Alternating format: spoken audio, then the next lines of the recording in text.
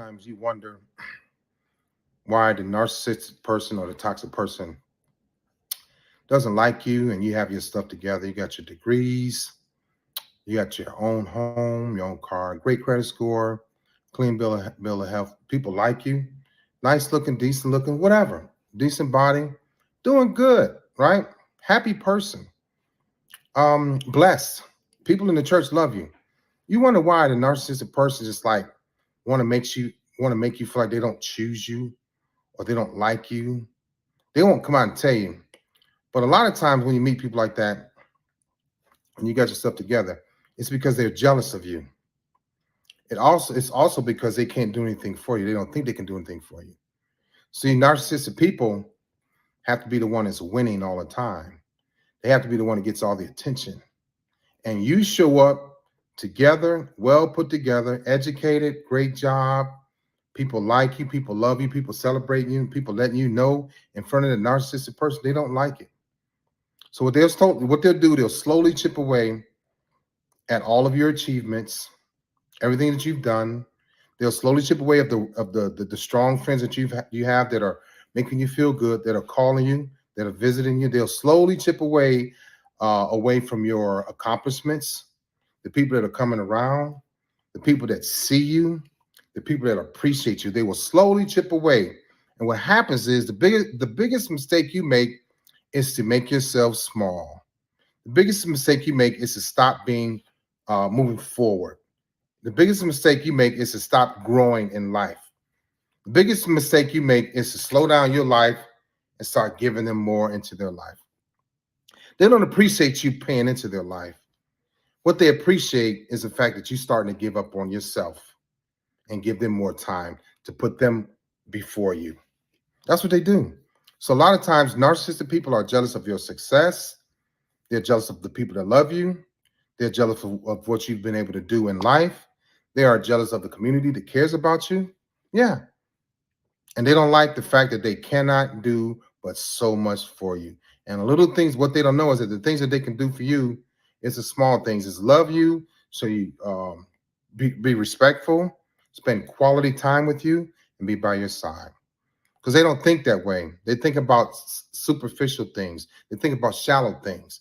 And so, but before they can do anything superficial or shallow, you've already lived beyond that. And you just want real things, and they can't give you real things. So be careful with that. When you show up polished and got your stuff together, they're going to be very jealous of you. They're going to make you small. All right, you have a great day.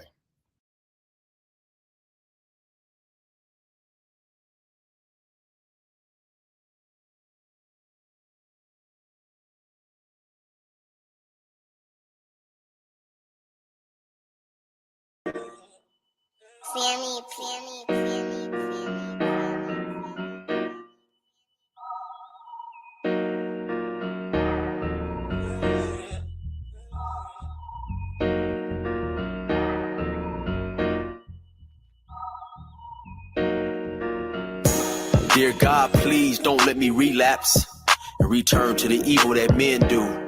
Father God, I pray and ask that you help me to have mercy on others the same way I would want you to have mercy on me. Father God, I also ask that you help me to be quick to forgive and slow to get angry. Amen, amen, amen. These young dudes out here don't respect shit until you put the barrel in their ear and let the text spit. I just might catch a case on my next hit, remove their whole face on some special effect shit. So show respect, trick, or I'ma have a flashback. Digging through the dresser like, fuck it, where my mask at? Then mash back with the banger and damage shit and say fuck everything I learned in anger management. Hop back on some east side managed shit and push a nigga's top back when I let the cannon spit. Start planning shit, premeditation. I'm in love with the streets again, rededication. Casket or cremation when I shoot you down. I was built for the smoke like a hookah lounge. I keep big shit that sound like a bazooka sound, and I shoot quicker than ain't gotta be a hoop around. Dear God, please don't let me relapse and return to the G-Ride, 3 straps, a ski mask with the case, squeezing keys apps, spraying everything from a nigga's brain to his kneecaps. Dear God, please don't let me relapse and return to the G-Ride with the 3 straps, a ski mask with the case, squeezing keys apps, spraying everything from a nigga's brain to his kneecaps. Gun on me, it ain't never for show, homie. I'm far from a bully, but I'm never a hoe. Get out of line, my Beretta will blow. Real talk, we can take the beef wherever we go. I bring it to your front door like I'm Uber Eats. I guarantee you listen up when this Ruger speaks. Plus I maneuver through these streets like a ghost, and I'm handy with the heat. I cook a nigga like a roast. On me, homie, this is not a boast. I will still come through, boy, and stop a nigga's post. Play him close, man, Eric will ease it. Quickly off the waistband, man, and Eric will squeeze it. Leave you niggas laid out dead or paraplegic. Niggas playing in these streets while I'm very strategic. I come to your house dressed like the gas man. Shoot you 9 times, leave you stretched by the trash can.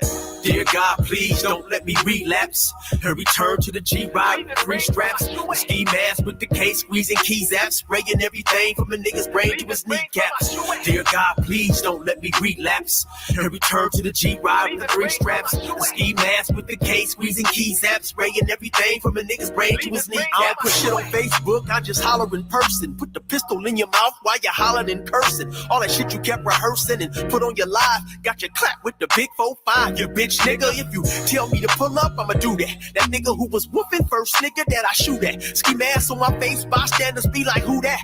I ain't with the talking, bitch, boy, I thought you knew that. Leave his brains where my shoe at and bounce like I'm on a trampoline. Leave you laid out, nigga, like you camping on the scene. If you want something sweet, grab a peach or tangerine. Niggas won't smoke, well fuck it, I'ma let them handle steam. AR with the beam, you see the red dot? We tug on this trigger, nigga, it'll make your head pop. Blood pouring down to your shoes, call it Red Sox. Your brains hanging all over your shoulders like some dreadlocks. Expect the gang of dead off if they ever cross the line. The Lord said in the Bible, oh, revenge is mine. So I'm just trying to find a righteous path between the two. Before I lose control and do the shit I used to do. This being humble shit is new. I'm trying to turn the other cheek, but I ain't never been a bitch, so watch your mouth when you speak.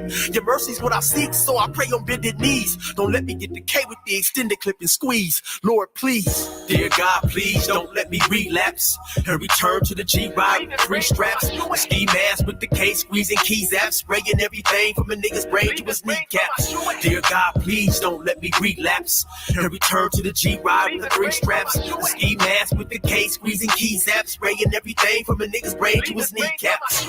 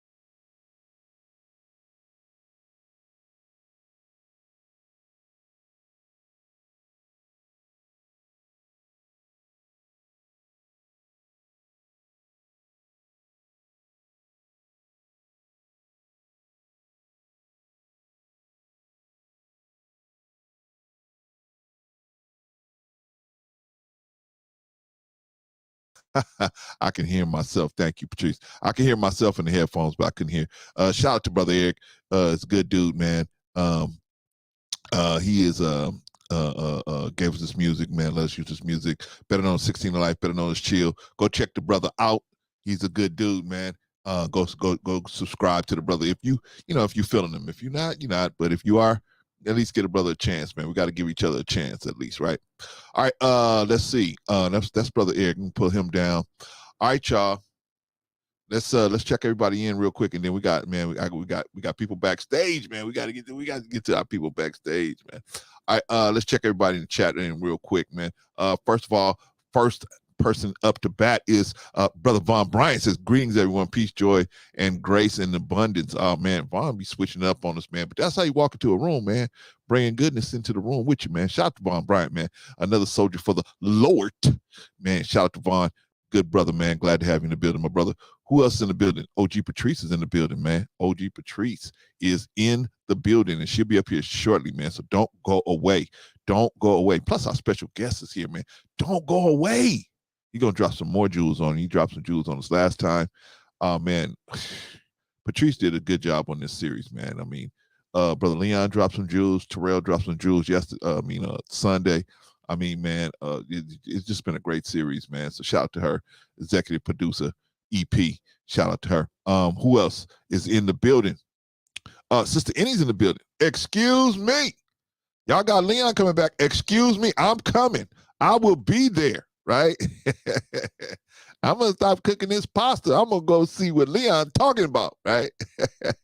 Shout out to Sister Annie, the administrator over here, man. So we got to say, we got to save a place for Sister Annie to come up here on the panel, man, because her voice is definitely needed up here. Shout out to Sister Annie. Who else in the building? Who else in the building? I think that's everybody who wants to be acknowledged right now. Oh, wait a minute. We got C. Coleman.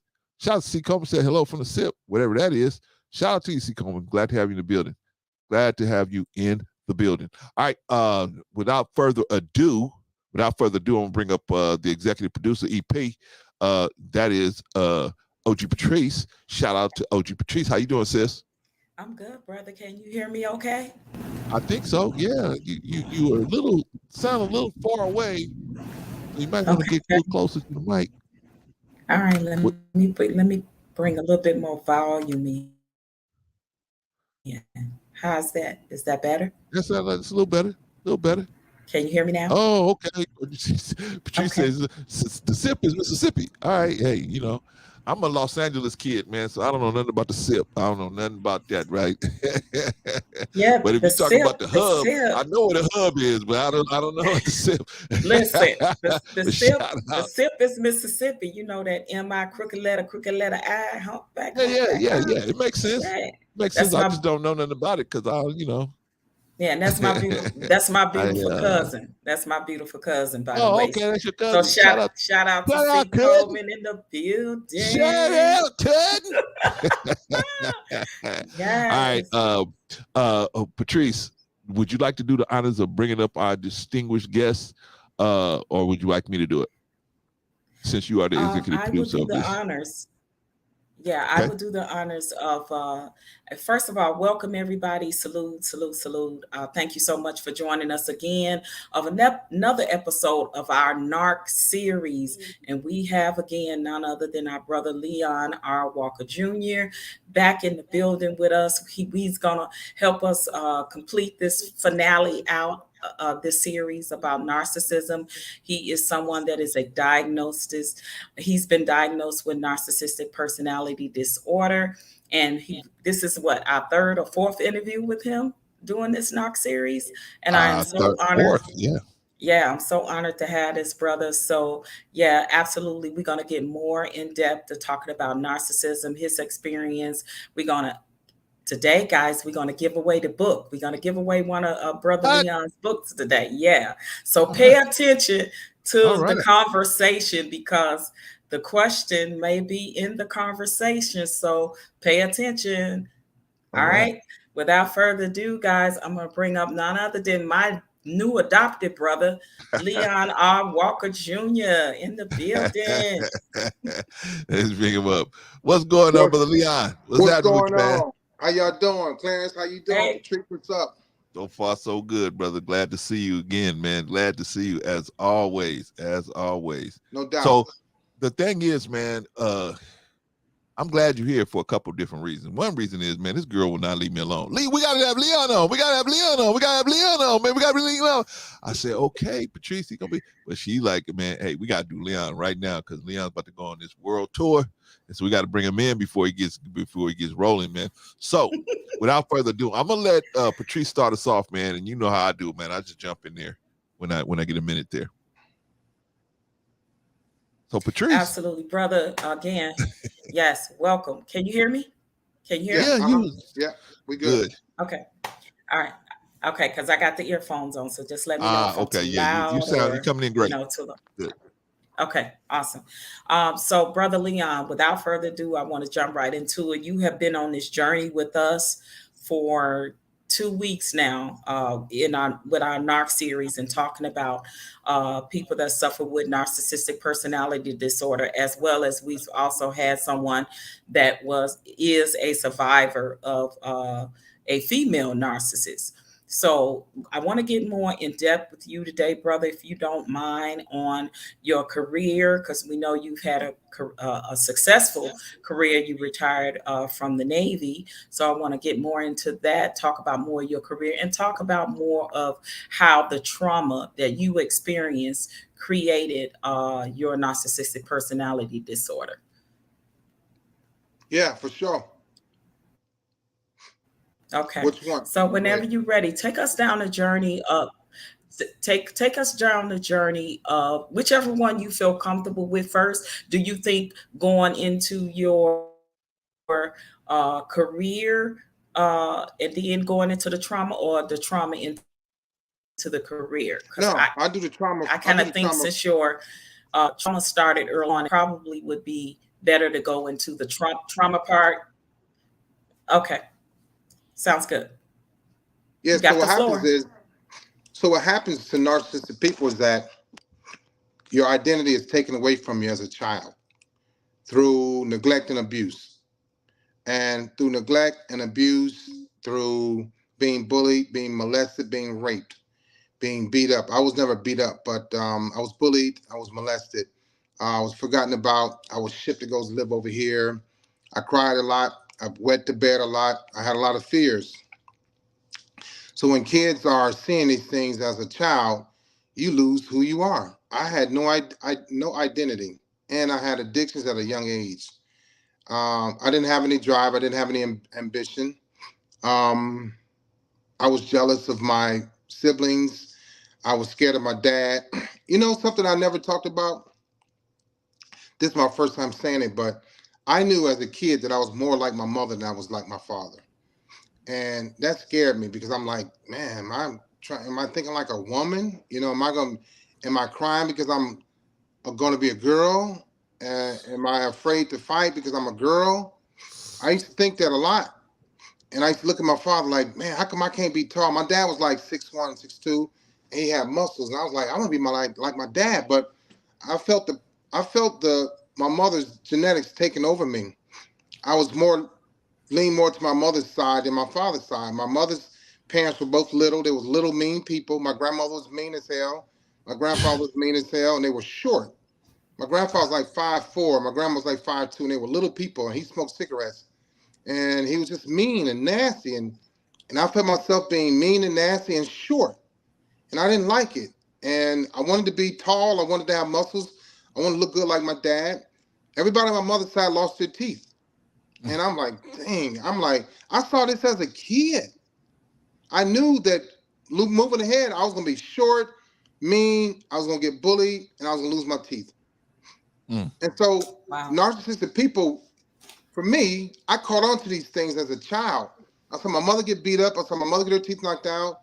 I saw my mother hustle, make ends meet, work at the bars, and men flirt with her. So my mother worked at McDonald's and donut restaurants where young kids bullied her and talked about her. People don't understand when it clicks and you like, F that. This is who I'm gonna be. You have to believe in that. I had to believe in being somebody else because I didn't want to be the little short, mean kid getting bullied, peed in the bed. My teeth were sticking out. I didn't take showers. I didn't brush my teeth. My parents are divorced. We poor. We don't have a phone. We don't have lights. We don't have water. How the hell am I gonna turn out to be an empath? It ain't gonna happen. I didn't know about narcissism and being an empath as a child, but I knew one thing for sure. I didn't want to be me. I didn't want to be me. I didn't want to be like my mother, so I want to be like my dad. So I started working out when I was 9 years old. I started lifting weights, started doing push-ups, sit-ups, jumping jacks. I wanted to be mean. I wanted to be tough. I started playing sports. I taught myself how to play sports. I got into karate. I started boxing. And I was scared of girls. I was scared of everybody. And I'm like, and so one day it just started clicking, just start changing. And I'm like, I'm not going to college because my parents dropped out in 8th grade. We didn't talk about college. We didn't talk about God. We didn't talk about the Bible. And so, boom, I got into the military after failing the test a few times. And I started at the boot camp. I gained 20 pounds in boot camp of muscle. Wow. I went into boot camp at 160. 2 months later, I went to boot camp November 21st, 1983. I came out of boot camp January 14th, 1984. I weighed 187 pounds.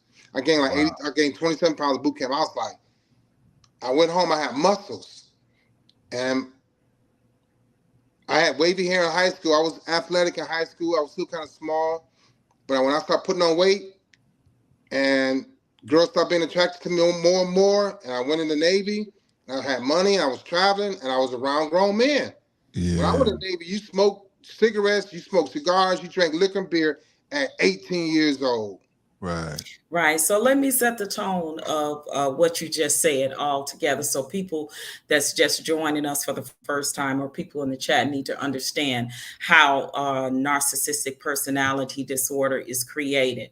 Right. And we know that narcissistic personality disorder is founded more commonly in men than it is in women. The cause is unknown, but it is likely involved due to a combination of genetics and environmental factors. And those environmental factors is trauma, abuse, toxicity, dysfunction, and a bunch of other uh, experiences of forms of abuse, whether it is verbal abuse, mental, emotional abuse, physical abuse, sexual abuse.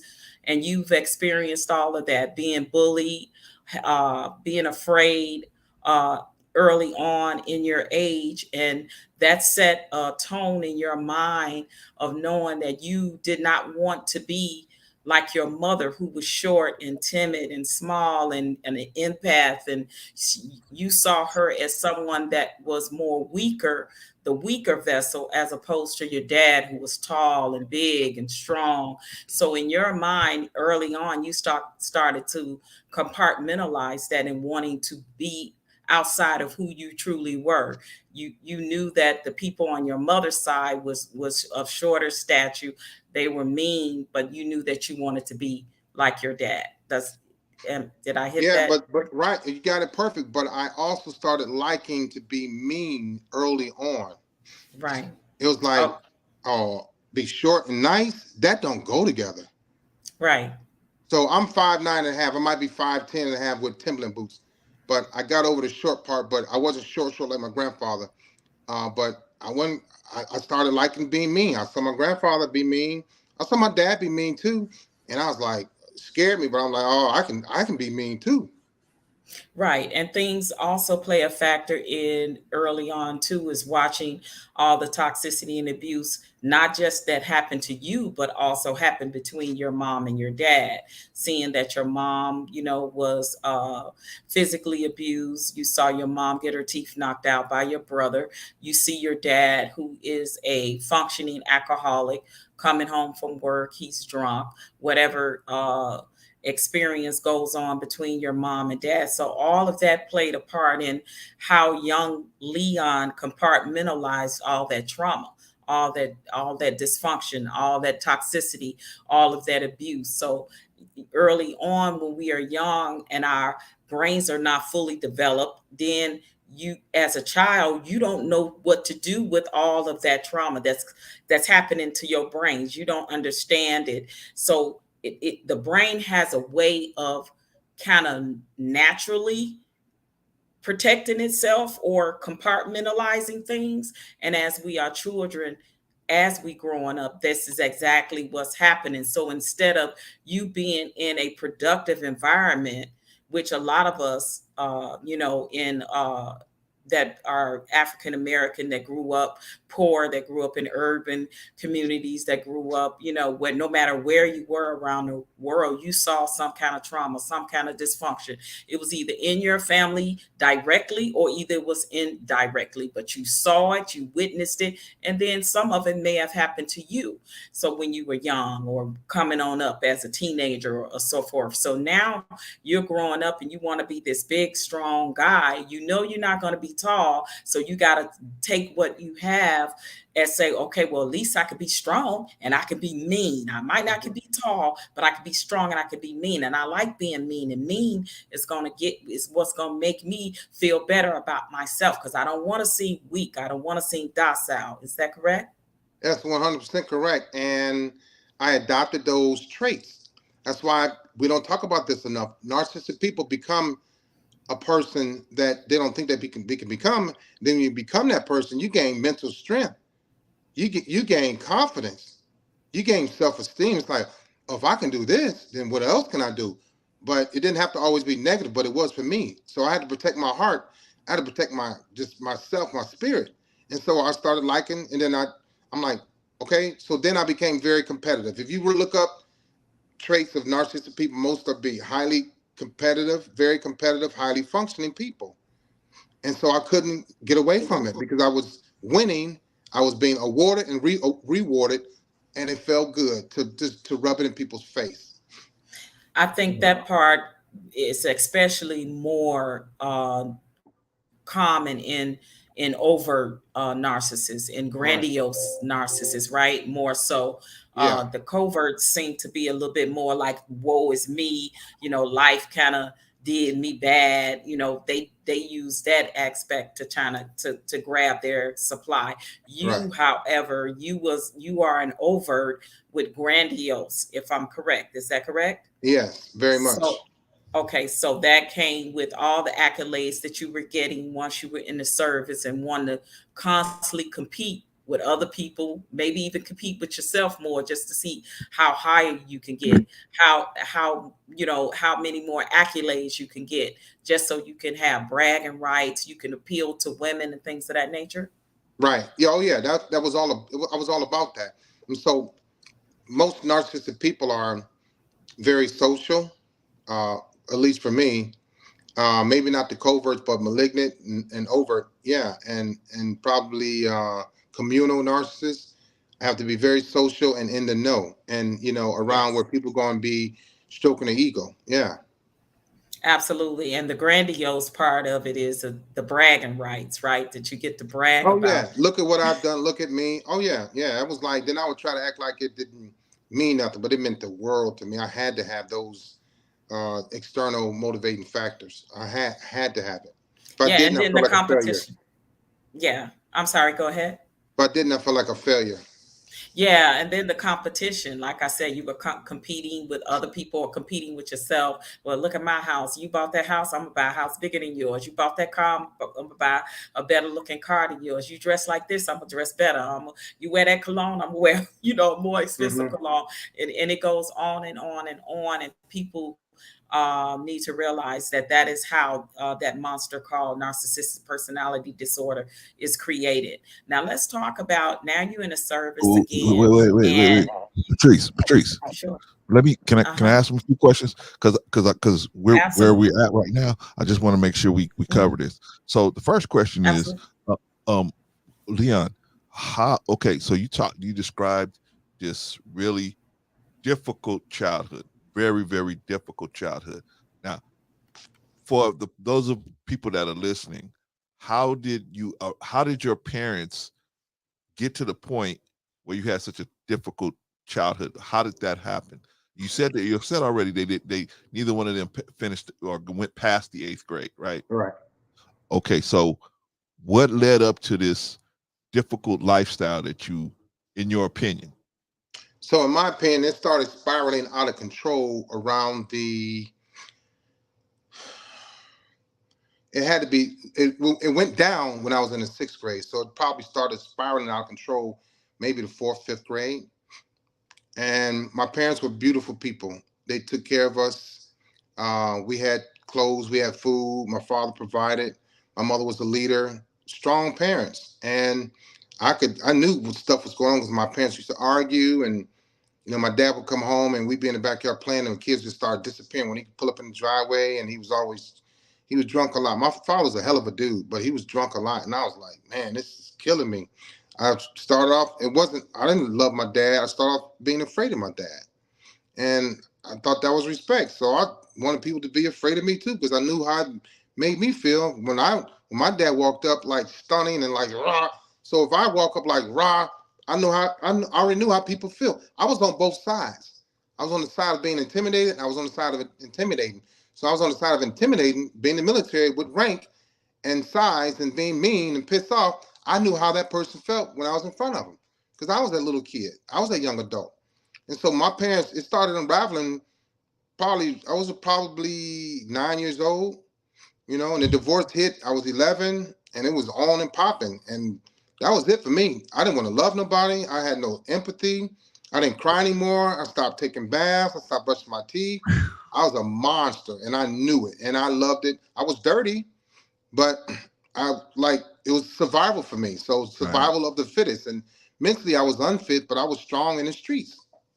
Okay, so my question, and you tell me, because I don't want to get too deep into, No, you go know. for it, bro. Don't Okay. hold back. Okay. Because I want the people to learn something, because a lot of times we think our kids are just be okay.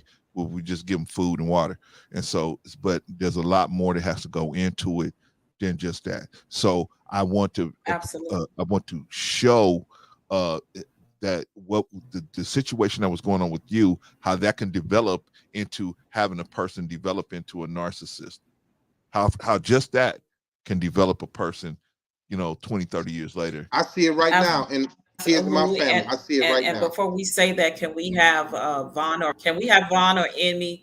any to put the discretion and the disclaimer in the chat? Because we want to make sure that we understand that if you have children in the room, please, Yeah, have them be escorted out the room. And this is a yeah, disclaimer for that. And we must say we are not psychotherapists, psychologists, psychiatrists, therapists, counselors, or any of that up on this panel. This is for entertainment and educational purposes. And we're going to let Brother Leon continue, but we please put the disclaimer in the chat as well. Thank you. all right. Shout out to Gabriella Divergen. Okay, Leon. So what, you know what I mean? I hear you saying that it went, but why did it crumble? What happened in the marriage that had it crumble? And then what happened after that that had you in this situation where you were like, because I got it that you said, hey, my dad used to come home and he'd be rah, rah, rah. So, you saw the respect that he got, and you say, well, hey, man, if I be like that, I'll get that kind of respect too. Now I got that. But how did we even get to the point where everything fell apart? What happened? Um, I remember my father telling my mother he had another child. Oh, I remember yikes. that. I do remember that. I was probably Yikes. 10 years old, and my dad cried because my mother said, well, he can't come here. We were in Cleveland. She said, he can't come here. And it was my brother in Alabama, and I wound up meeting him a year or two later. That might have been part of it because my father had another child and never told my mother. Um, but it means he probably cheated when they were dating or something or married. I don't know. Never found out. But he told her, and I was standing right there. My father cried. She said, well, your son can't come here. And at that time, my brother was probably 15, I think. And so that was part of it. But I saw my dad come home and sit down and eat. And I saw my mother go to the kitchen table, grab his plate, and throw it out the side door. And I'm like, I didn't know why she did it, but they were always arguing and beefing. And it was probably, I can't say my dad's infidelity. I don't know. But when my father said he had another son, my mother I remember that being the beginning of the end. Wow. Wow. Well, So I would think probably as a woman, if your mother reacted that way when your father told her that, it probably came from possibly infidelity. If she acted that way, because if it would have been a child that your dad had before your mom and dad met, I think she might have been okay with that. That kind of makes sense. But if she's angry and throwing his plate and food out, it's probably, I would think, and I'm just saying allegedly, the anger from that probably would be because your dad possibly stepped outside the marriage and got another woman pregnant, if that makes sense. That makes That's sense. just And that's also, just a scenario. no, that makes sense. And also, I read in my parents' divorce decree that my mother filed for the divorce because of mental cruelty. So I mean, okay, Okay. okay. So they just had a problem based on him having this other child, right? That's what was the start or the nexus of kicking this thing off, to where it slowly started grinding down to where it just fell all the way apart. And then after the divorce, it yeah, just okay. All right. My next question is, uh, now you said earlier you were happy being mean, right? So I got a question for you.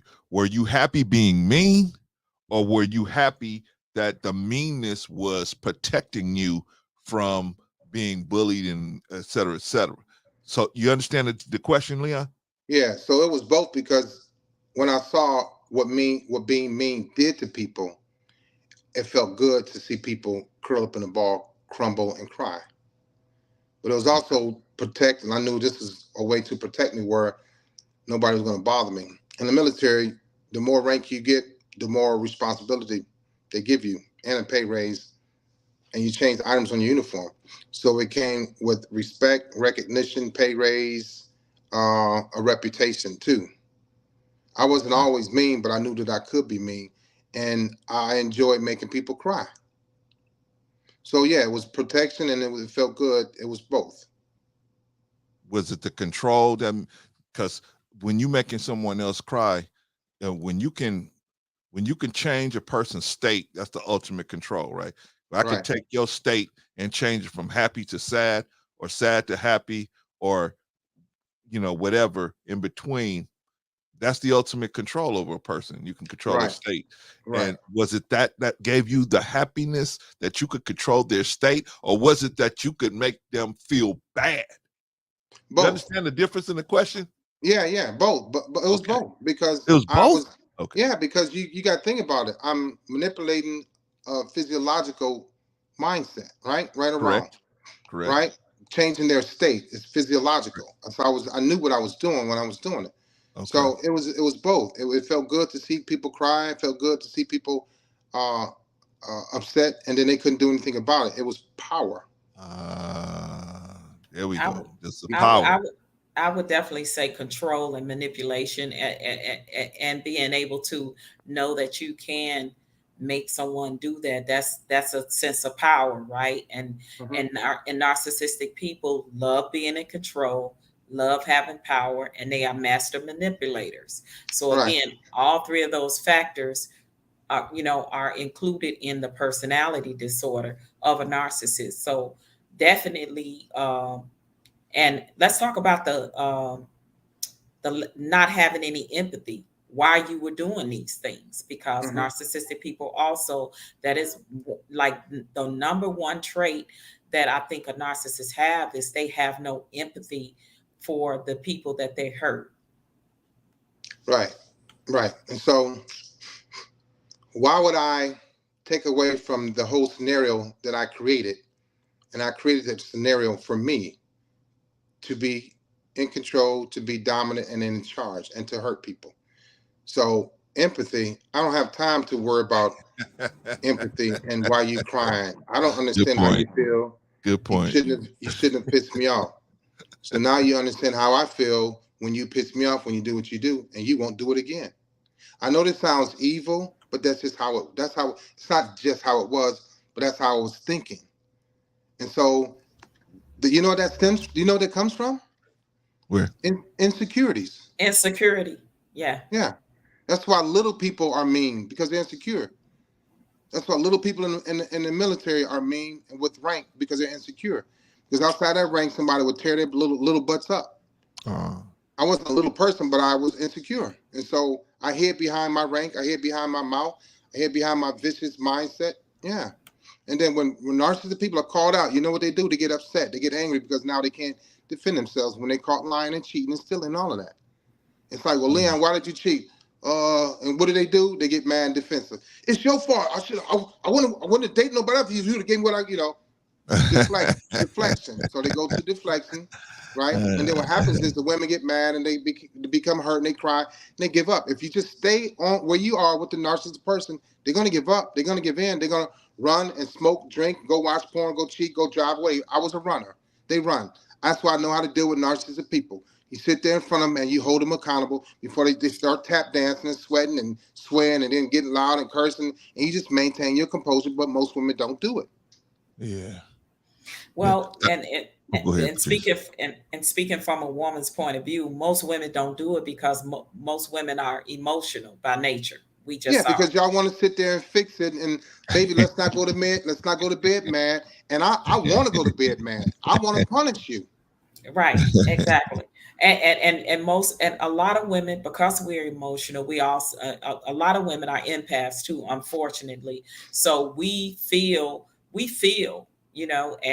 to be with a narcissistic person who doesn't feel, that's those two things clashing, right? And then a narcissist has a way of browbeating, verbal abusive, and sometimes even physical if you're that type, of narcissist. But majority of it is very, very verbal. And verbal abuse is a way of that narcissist browbeating that person to create low self-esteem in that person, to create Right. self-doubt in that person, because the narcissists have their own insecurities and low self-esteem and self-doubt about themselves. So they portray that on someone else. So that's what they doing. They giving that energy, portraying it onto someone else. And if you are an empath or emotional woman, you're taking that, and it's painful to the core, like to your heart, to your soul, your mind, and all of that. That's how women tend to take that and feel that in when they're being verbally abused, when they're being emotionally abused, and when they're being mentally abused. Would you agree with that, Brother Yeah. Leon? Yeah. And what narcissistic people do is use it against you. Because it's as hurt as you are, as long as you've been crying, as bad as you feel, you still gonna get up in the morning and cook me breakfast. Because that's your natural role, right? Is to nurture, is to take care of. It's not just to cook and clean and have children. It's to, okay, let me get up and nurture my family. Let me get up and nurture my angry boyfriend or husband so he won't be mad at me anymore. But then I could stay mad for hours, days, weeks. It didn't even matter to me. Right. That was And I had that really, really bad. and let's talk about the part when the narc is in, because it's times when the narc that is the person that is the abuser. And I think this is the part that confuses the mind of the person that's getting the abuse from the narcissist. The same person that is hurting you also can end up healing you, because they'll come back later and they'll try to kissy kissy makey uppy. Well, what happens is right, Patrice, but also we'll heal you. We'll heal you by teaching you a lesson. Lessons come in narcissism, unfortunately. Yeah, So go ahead, I'm yeah, sorry. so you learn like from me. Women learn from me like what not to do, who not to date. You know, again and again and again. So the healing can come in not just me coming back kissy kissy because that's fake. Right. The healing comes in when you learning a lesson from what I did to you, what I said to you. You know that I'm not a good person. I'm not healed. I'm dysfunctional. I'm hurting on the inside. So you go, well, I tried to help Leon for 5 years. Women stay in relationships to 10, 15 years with the same man, hurting them over and over and over again. But sometimes they Men don't do it leave too. and learn the lesson. Yeah, and also, like you said, you're trying to teach them a lesson, and most women don't want to feel that anymore. So they'll try to avoid at all costs, not to make you angry, not to do whatever it is you accusing them of doing. And 9 times out of 10, they really not doing it. It's really you projecting that on them. But the reality gets created in their mind that they, maybe I did do that, maybe I shouldn't have said it like that, and that triggered him and pissed him off. And so we get to have those thoughts in our own mind that, okay, I won't do that no more, You know so why? he won't get so mad anymore. You know why? Explain, please. Because you want to fix it. Right. You can't stand things being broke. I can because I'm broken. But you got to Good point. always get your mind and your hands on people and things, rightfully so. That's who you are naturally. Me, I'm okay with being dysfunctional. I'm okay with being broken, and I'm okay with running away from a situation and leave it broken. You like, no, Leon, we're gonna fix this. Women go, yeah, you know, y'all women go to Yeah. hell and back to fix something to make things right because it just doesn't feel right. You know how many times, Patrice, you've done this. You know how many times women go, but I just want closure. Yes. Yeah. Yeah, Even after absolutely. a year or two from now, Leon, why didn't he give me closure? Because you want it to be fixed. You don't like open wounds. I'm an open wound 24/7. It don't bother me to bleed through my shirt. It bothers you to see that. So you're like, I want to close that wound, Leon. I want closure. Nah, the hell with that. I'm out and I'm gone. And you can't even date properly until a narcissistic person gives you closure, and they're not going to do it. Wow. And I think that the main part too, even with some women that stay or continue to go back, is because they thinking about the beginning. They thinking What could have about been? yeah, they thinking about the love bombing and how nice and sweet and kind Leon was to me in the beginning. Like if I could just get right and be that way and talk that way, and maybe we can get back to that. And that's something that's never gonna be again, because that was the love bombing phase that he did to draw you in, but that wasn't who he truly was. But in the mind of a non-narcissistic person that loves this narcissist, in our mind is, well, it wasn't so bad all the time, because in the beginning he was sweet, he was kind, he was loving, he was You caring. know why? Like where that man at? You know why? You know why y'all do that? Mm-hmm. Because y'all heal faster than men do. Mm. You do. So you get over it. I won't. I like staying angry. You're gonna get over it. Oh, Leon, he was abusive. He called me name, girl. Whew, last night was rough. But we made love. I cooked him breakfast, and he went on to work. You get over it. You heal. Women heal faster than men. I don't. And Right. so you want to look at the big picture, the grand scheme of things, and it's like it's okay. No, it ain't okay because I make you cry.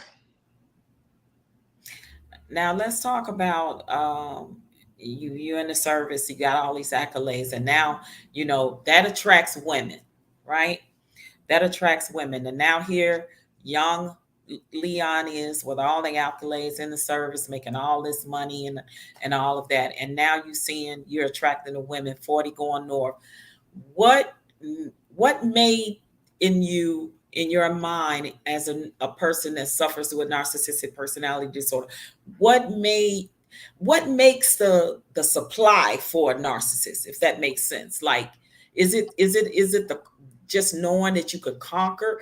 Is it a greed to want to have all the women? Like, what created that part of the narcissist to become a habitual cheater? It starts from greed and lust, Okay. a need, a desire, an addiction. That's why one woman was never enough for me. I'm gonna get used to her, but I wonder how she feels on the inside. I wonder how she kisses. I wonder how she gives me massage. I wonder how much of a crap she can take from me. I wonder. I want to know. It's like I'm not a serial killer, but I kill dreams, hopes, and wishes. Serial killers do the Wow. same thing. They go on a hunt. They get it.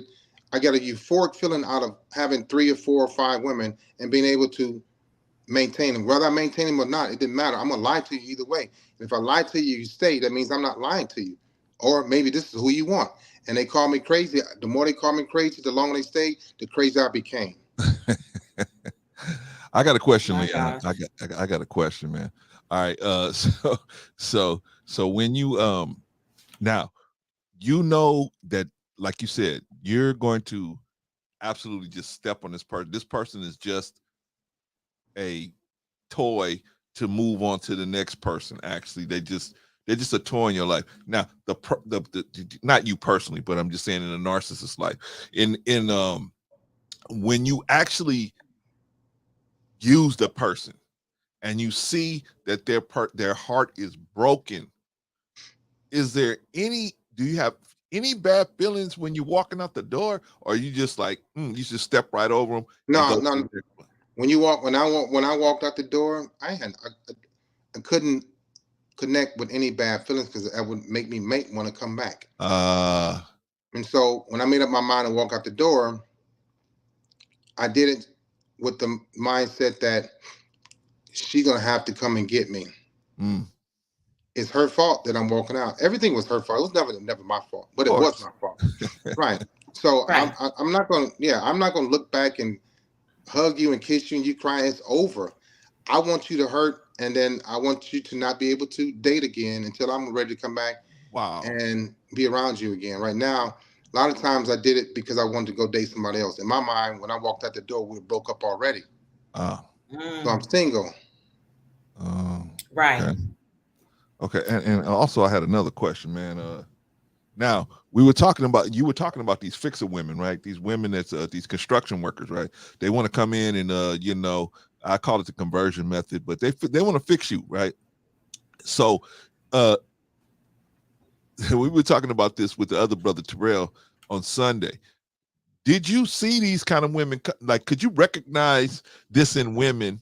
And what was your strategy for dealing with them? I didn't have to have a strategy because they made it obvious when they walked up to me, like arms wide open. Yeah, you see them coming, or you hear them, you hear the conversation, or you can see it. You can tell when you're around a genuinely soft, sweet person. So one thing about me, with all my narcissism, I had a hard time hurting sweet women. I did. Okay. And they were all pretty much sweet, but those southern women that are sweet, they got that southern accent and the hospitality. I'm like, and I was in California, women from down Texas, from Alabama, and moved up California for whatever reason. I'm like, look, I can't do this because I'm gonna hurt you. I just can't. Yeah, but I would see them coming. I didn't have to have an agenda. And then what made it worse to me is that women would, like, Goo Gaga was already attracted to me before I even opened my mouth. And so I knew then if they stared at me, they kept looking at me, it was over. And they like, shy and sheepish and stuff. And I'm like, oh, as overt as they come, you shy and sheepish with me, I'm gonna run right through you. Wow. But those women were very strong. It's like they take my cheating, my lying, my abuse, for coming over late. They're like, dang, Leon, I'm like, I'm just addicted. And I didn't know what was wrong with me until I found out what was wrong with me. Right. I couldn't tell them what was wrong with me, but I'm like, I'm lying. They'd be like, I know you lying, Leon. What's up with her? What's her name? They'd be in there smiling and cooking. I'm like, God, dog. And then I couldn't get enough of them. People don't understand. Narcissistic people get addicted to people. Yeah. Yeah. That's why they come around. That's why they stalk. That's why they hoover. We get addicted to people. I know for a fact. That's true. So what kind of people did you get? What kind of people did you get addicted to, brother? All of them. Oh my God. All of them? Yeah, because yeah. Oh, because, wow. Yeah, because, okay, so if I'm with you, Patrice, I like something about you. Right. I like something about you. Of course. I could look at a woman to be two things I like about her, and I'm gonna get her. I gotta get her. And I became attracted to her. I became addicted to her. So if she's like nice lips, nice butt, nice hair, smell good, nice breasts, flat stomach, can cook good, right? Nice teeth, pretty eyes, great conversations, great personality, whatever. Got a great job, take care of her business, got nice credit cards. I love sex and favors. I don't want her money. I have my own. Okay, So, but Leon, yeah, so definitely. so all women don't have all those qualities, but you say you liked all of them. So it was never no problem with you going back to any of them. Was it ever a woman that you walked away from and didn't go back and didn't care? I always went back. That's why I tell To women now. all women you had, you would go back? Wherever I was, whatever state I was, whatever country I was in, if I'm coming back to visit, I'm going to look for her. You know why? Wow. She's my comfort zone. I have to Right. work hard. I don't have to work hard again to get her. I've always tried to leave an indelible what's it? Indelible a mark on women. Okay. Not a bad mark, but Yeah. to remember me. Yeah. Whatever it was. Impressionable. But Impressionable. Leon, Impressionable. but Leon, you just stepped all over this girl's heart and you want her to remember you? Well, but going into it, a lot of them knew I had some issues going on, but they didn't know what it was. So you know what? They're going to feel sorry for me.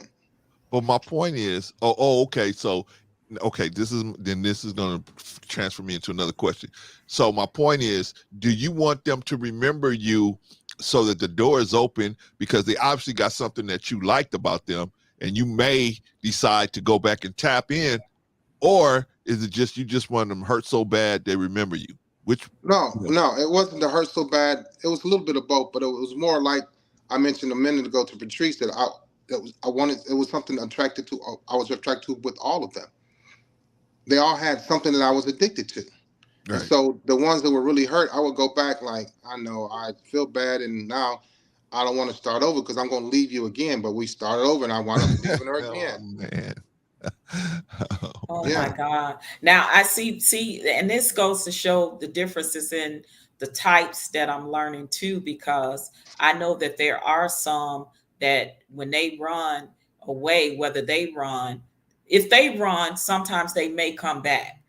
But if the person that's receiving the hurt leave the narc and break it off with the narc, and don't go back, then of course that barrier is there. The narc can't get in. But can a narc walk away and not go back and just move on to the next supply, move on? Because I mean, because they got plenty of supply most of the time anyway. So can a Well, narc? Because well, I've heard that can be. yeah. Well, no, they'll. It's a lie. They're going to come back for whatever reason. Like, say for instance, you and I are dating, Patrice. There's some things I like about you, and there's some things I'm going to miss when I leave. Not everybody's the same, but I'm like, man, Patrice, I go over there and she just give me the remote. I have a beer sitting right there watching ESPN, and she in there cooking some pork chops and mashed potatoes and cabbage real quick with like 30 minutes. I'm like, damn, girl, you got, and she in there with a little shorts on and got everybody does something different. Everybody, to Okay, me, so Leon, okay, so even if I left you before, right? I left you. So I'm painting the picture here because I'm trying to understand. So I left you. So now, but I let you come back in, or you keep hoovering me that's in your first until I mistake. give in. Okay, that's what I was gonna say. That's my mistake to let you back in, because not only are you coming back in to get more supply from me, but you also coming back in to hurt me again. Is that not Right. correct? Yeah, that's Okay. correct. So yeah, and then depending on how bad you hurt me, if I knew that you got away because you want to get back in the church and you just couldn't handle me no more, Leon. Leon, you're ruining me. If you bring me back, I'm not gonna be that bad on you. I know that sounds weird, but That bad? yeah, yeah. So Oh wow. if you hurt me and you let me back, oh, it's gonna be bad for you. But if you discarded me and you like explained it to me before you did, why you did, and why blah blah blah, and Leon just can't, I want to be married. You're not ready with that now. And what happens is on your way out, you stroke my ego, Leon. I've never loved anybody like I loved you. I know you're not ready to commit. I can't see myself marrying anybody. I just need some time away from you, Leon. I got to heal. So I'm gonna go ahead and we got to stop, Leon. I can't do this anymore because I'm taking off for work. I can't finish college. I'm going to feel good about the breakup. Wow. Wow. It's going to sting a little bit, but I'm like, okay, she's a good one. You say, yeah. She's a good one. Mm-hmm. I'll get her back because she ain't Okay. gone. I ain't You gone still got gone. on the I'm rope, just Leon? gone. Yeah, you ain't. Yeah, you just gone. You ain't gone. I'm not Gone. all the way gone. I'm just gone a little bit, but not all You'll the be way, because back. I'll be back. Oh All right, y'all. wow. We got a question. We got a question in the chat. Gabriella says, a new supply for the narc is also a way to start over from fresh when the main has revealed the real to you. Have I understood it correctly, Leon? Yes, she's right because the new supply is for ego rebuilding. So Mm. the one to push you away and let me go over here and rebuild and start over so I can see if I still got it. I did that a Oh lot. my.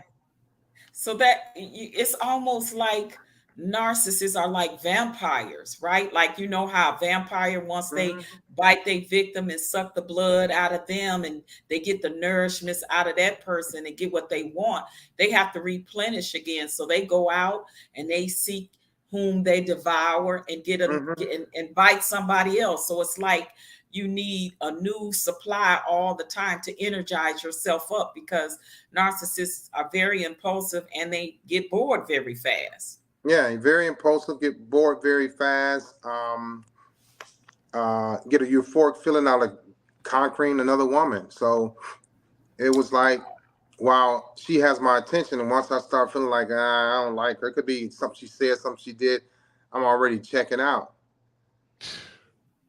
And when we're younger, you have a lot of energy. When you get older, you don't have that much energy to be doing that, but you still are addicted Right. to the things, the money, the sex, and the favors, and the women.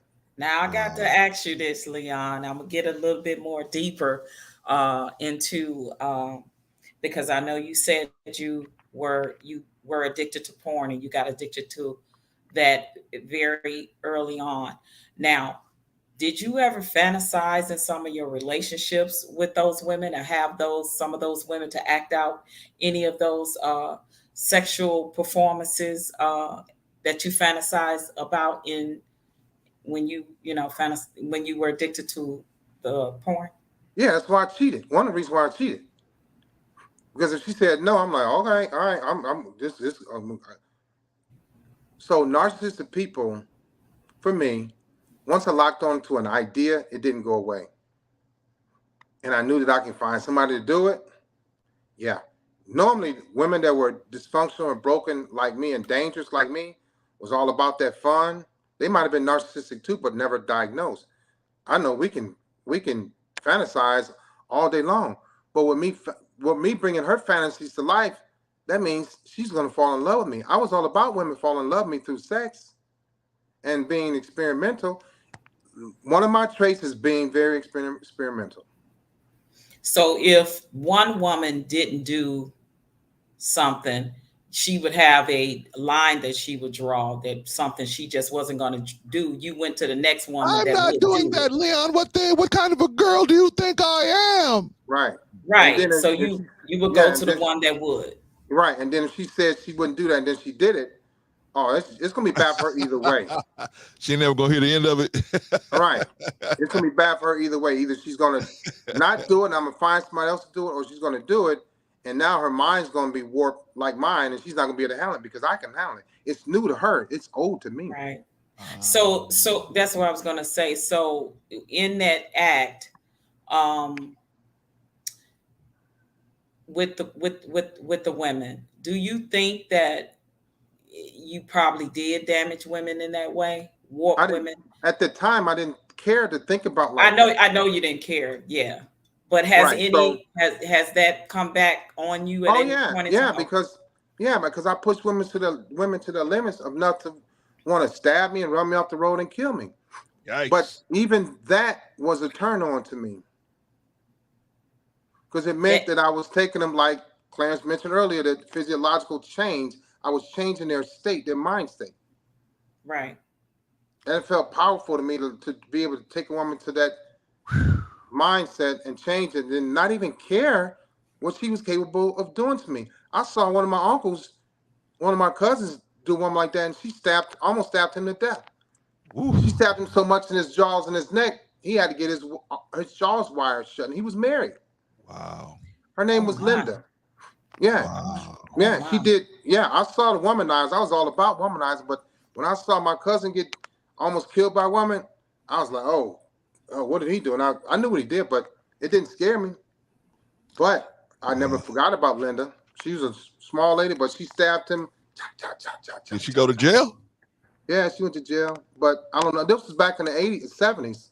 So who knows how long it lasts? Might be early 80s, 70s, late 70s. so you were already created narcissistically. What did you think of that? Did it ever cross your mind that that could happen to you? And if it when it did or came close to that, what was your thought process? What about being hurt by a woman? Yes, Oh no, physically, yes. yeah, Hmm. that crossed my mind, but I wasn't afraid of it because that meant that they loved me. Wow. Mm. Oh Wow. So I man. kind of looked for that, but I knew I Wow. could. I told myself I could protect myself against a woman.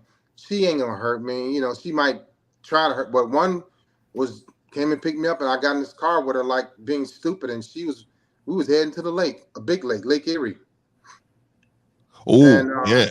yeah, Ooh. so I wasn't afraid of what that kind of caught me. She got my attention. After that I was scared of her, but she kept going. She got worse. So it was like take them to a point of return, not no return. But she went to the point of no return because she wound up almost committing suicide on herself. She took some pills, went to the hospital, but they pumped her stomach.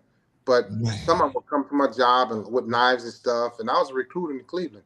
Someone would walk up to me Wow. when I was out with other women, throw stuff in my car. I was like, hi, but I always go back and take them out to dinner, take them to a show, take them to a play, get their hair done, get their nails done, eat real good, have great sex, and we start over. I was addicted to dysfunction.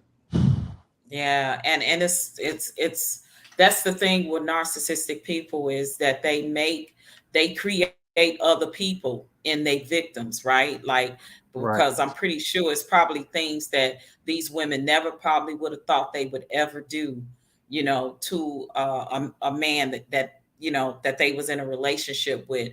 And this is why I think that we have things like crimes of passion a lot, because you can be in such a abusive relationship and get pushed and pushed and pushed and pushed, and people don't realize that. And I think especially narcissistic people, a lot of times when they are literally, because you're changing that person that you're with, they're not that person that they used to be. Your behavior is causing them to change. They becoming somebody else as well. So a lot of times that's how a lot of crimes of passion ends up happening in relationships and marriages. Would you agree with Yeah, that's that, what, or like you what said you think? earlier, you're changing them at that time. You're changing their mindset. You're changing their physiological makeup.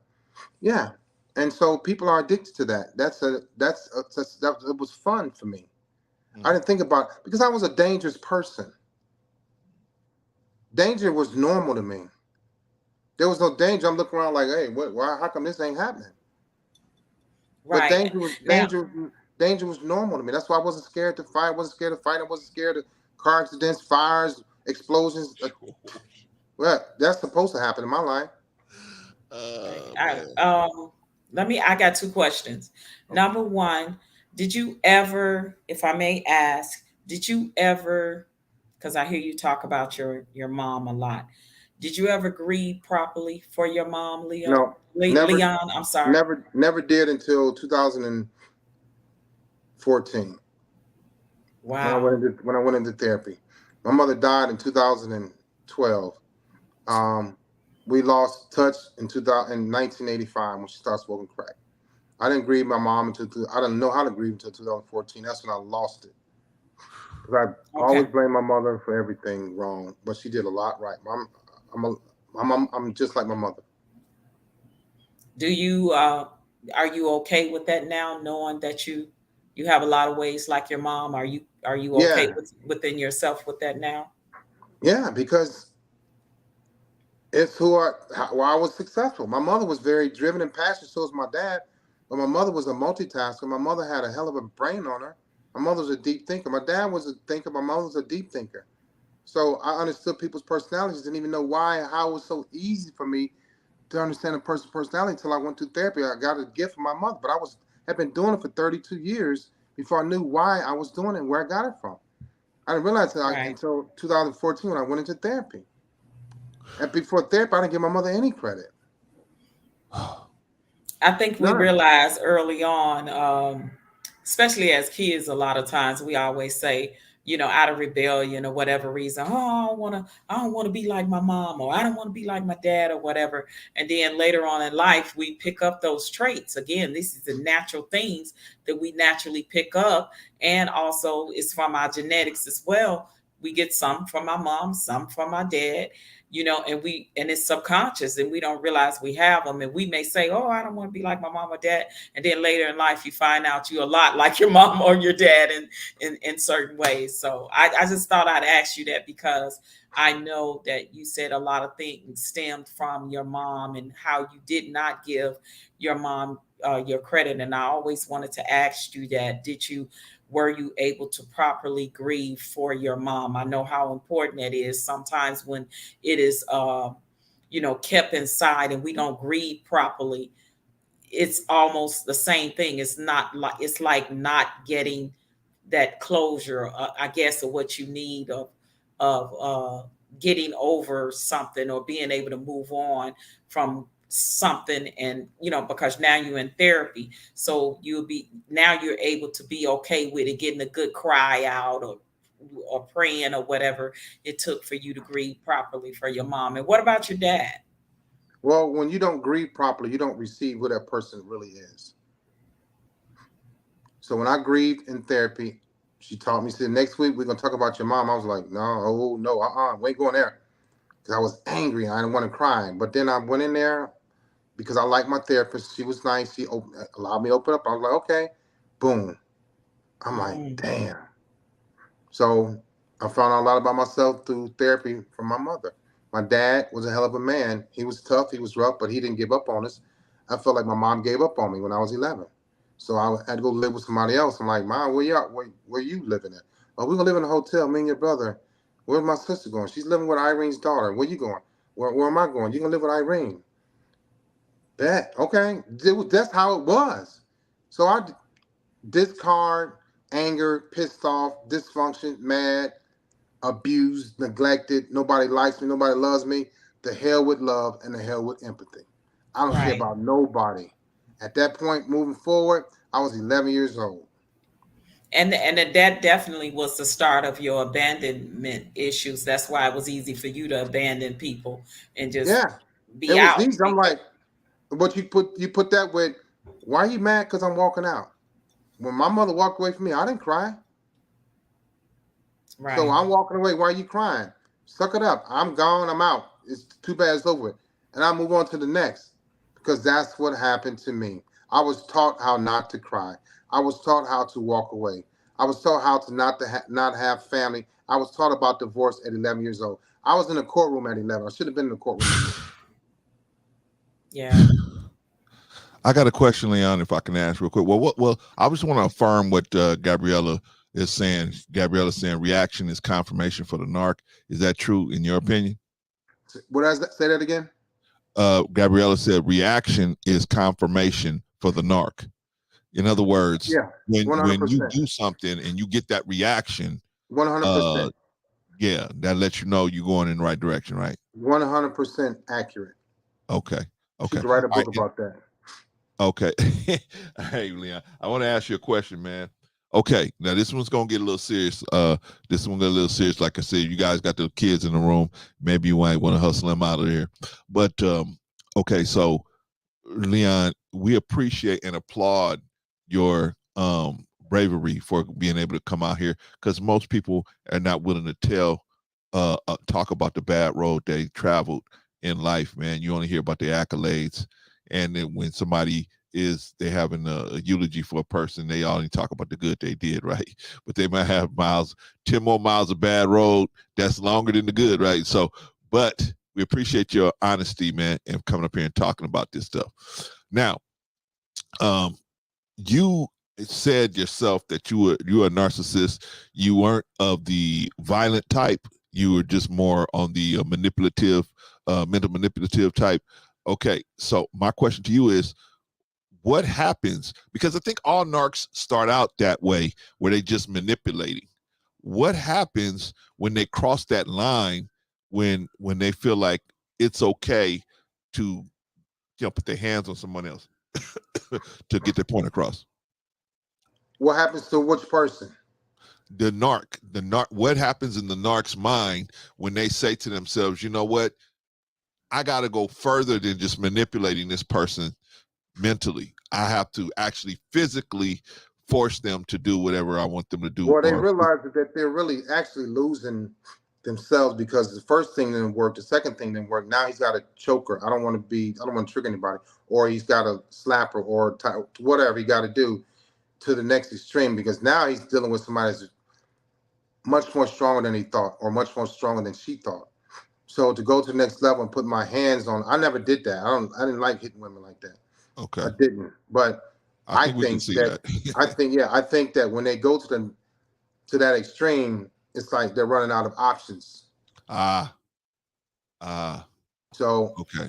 Just like if I'm verbally abusive to you, and just like when Patrice mentioned earlier, what if I leave? What if that person leaves a narcissistic person? How do they react? How do they they don't like it?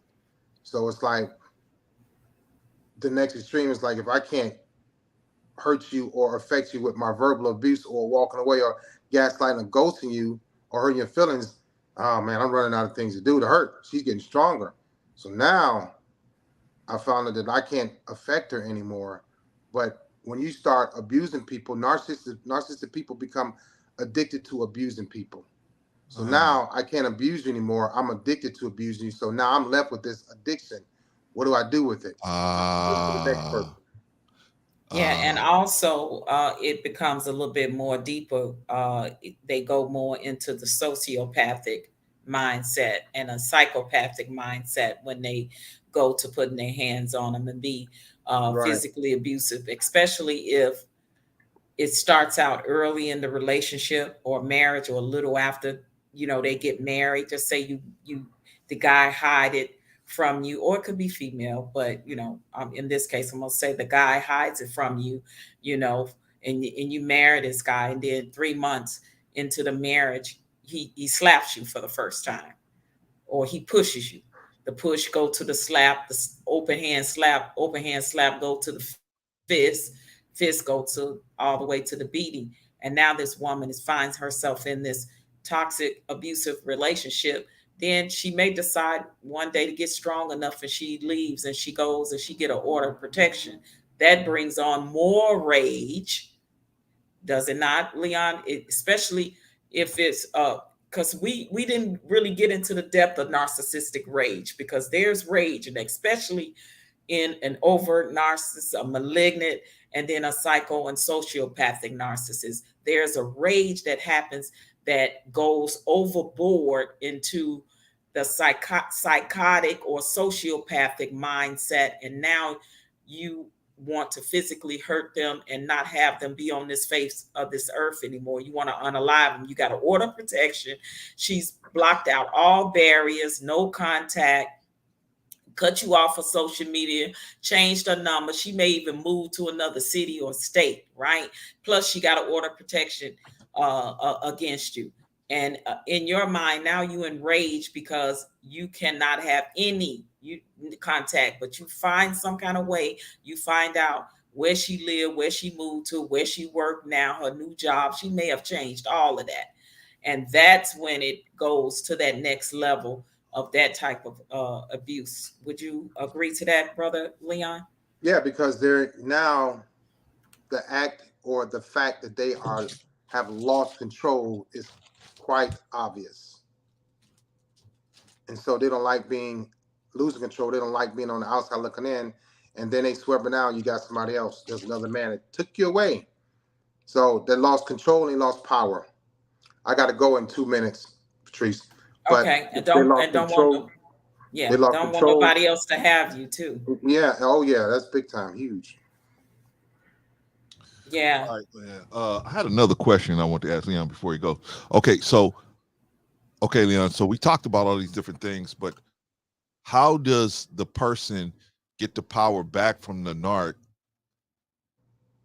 How do they stand up to the narc? How do they get the power back? How do they take back control? No. See, the problem they have is saying, well, I can't stand up to him. You don't have to stand up to him. You shut them completely out. So you just remove them? No contact. Don't respond. Get an order of protection. Keep them. Narcissistic people don't like distance. Okay? So if you notice, a lot of times they'll stay in close proximity to the house, the old house they lived in, the gym that y'all used to go to, the grocery store, the barbershop, the beauty salon, the place to fix our cars, the boat shop, wherever, the candy store, where our kids go to school at, where our kids work out at, Boy Scout camp, Girl Scout. They stay in close proximity. It's not because, I got visitation rights. No. They're not done with you. They don't want to see you date anybody else. They still hurt. You got away. So they stay in close proximity so they can go to the corner of your street and watch you pull out, watch you go to work, and they won't be late to work. It gives them, it's like an appeasing moment that, I saw adrenaline, her. She saw me. Like adrenaline rush. Adrenaline rush. I saw her. She turned left. Now she's going to work thinking about me. Yeah, I got her. That happens 100%. So they stay in close proximity to see what you're doing, what's going on, who you are, who you're dating. They really don't want to see who you're dating.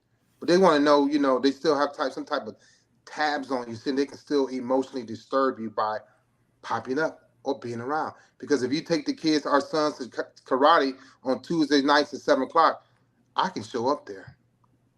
Yeah. That's why you, like you said, the no contact. I just want to read you Annie's question, then we're gonna let you go. Sister Annie said, "Is there some achievement or moment that occurred for you, Leon, where you wish your mom was there to see it?" Yeah. All my entire career. When I came back from deployments, I wish my mom had mailed me cookies. She sent me one letter in 32 years. Wow. You know, I wish my mother was there when I was a sailor, when I got promoted. My dad was there. He missed my first big promotion. Um, but he Yeah, missed when I won sailor, he missed that. But he died. My mother was just alive. She was just getting high. So she just chose. It started my mother didn't It started my mother didn't come to court to say, to discuss visitation rights, to discuss to show up to court, period. yeah. You felt I like was she just, checked out yeah. on you. Yeah, So I'm like, I'm checking out everybody too. And then it happened. My mother right. didn't come to my high school graduation. I'm like, I see other people's man. Yeah, yeah, yeah. Well, Those are let me definitely say things that stick this. with Let us. me let me let me say this about our people, man. And so our people sometimes they get like you said, Brother Leon, they get addicted, right? And they're not in their right mind. Okay. And so we have to sometimes we have to, even if we got to do it from afar, we got to understand that they're not this person ain't in their right mind. In their That's right what I learned mind, in they would therapy. yeah, in their right mind, they wouldn't act like this. So we got to have a little I don't want to say patience, but maybe a little understanding for how they got down to the road they got into where the point where it got out of control, because that can be a problem. I see you struggling with it now as a grown man. I see you struggling with it right now, Leon. I still So do. but what I'm saying to all of us is that some of the things our parents went through, we may not have understood that. And so, but what we got to do is, even if it's from afar, we got to have some understanding and respect for the fact that yes, they are our parents. And so we got to at least respect them that much, and then say, okay, they have this problem. If I can help them, I can help them. If I can't, I can't. But at least I give them that much respect. And we because we don't know what happened to put that person all the way down that road.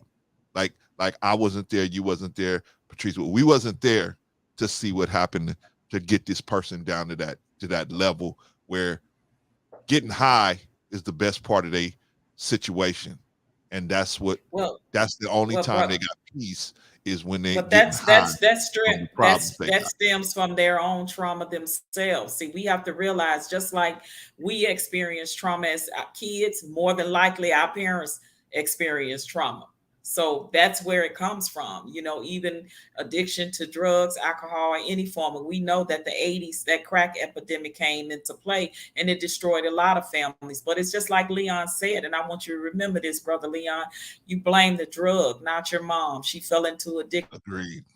And because that's Agreed. what Clarence of the likes. So he's drug, saying not that because now. she wanted to. I believe Right. And that's what Clarence is saying now. He's both of you are 100% right. And what happens is, while you're right, Clarence, that's what should happen. But nobody knows how to do that when you're not in Right. therapy. At that time, yes. Right. Understood. So at that time, I was Understood. mad and pissed off that I'm in Cleveland, Ohio. I'm a recruiter. I'm a recruiter of the year. I'm winning all these trophies and awards, and my mother didn't even come to my banquet. I understood. But you're right. So at that time, right. I wasn't gonna go to therapy. I'm in the streets. I'm recruiting. I got all these women. I'm therapy is the first thing for my mind. But I wanted my mother to, Mom, can you just come and watch me get a trophy? Yeah. I'm the number one recruiter out of 117. Yeah. And that Right. was like, Yeah. man, but I did make something out of myself. See, you thought I yeah, wasn't gonna be there. I did do it. I right? can do it. I did do it. Yeah. And so, Despite all of the stuff I went through, I did do. I understand, brother. I understand. Believe And me, it man. and, I'm even still and here let, carries now. over. It even carries over because we hear it in his voice now. Just like I think some Yeah, things from man. my We hear the struggle. childhood and everybody's childhood, I think carries over all the way into the adulthood. So I understand that. But just know, brother, that you're not alone in that. You're not the only one that has ever had that feeling Absolutely. or still have that feeling, of those Absolutely. moments in time where you wish your parents Absolutely. could have been there for a moment where you were in the spotlight and shining for an achievement. But I just want to keep you encouraged and say thank you. And if you don't mind, I want you to have the last words. But we're gonna do a question.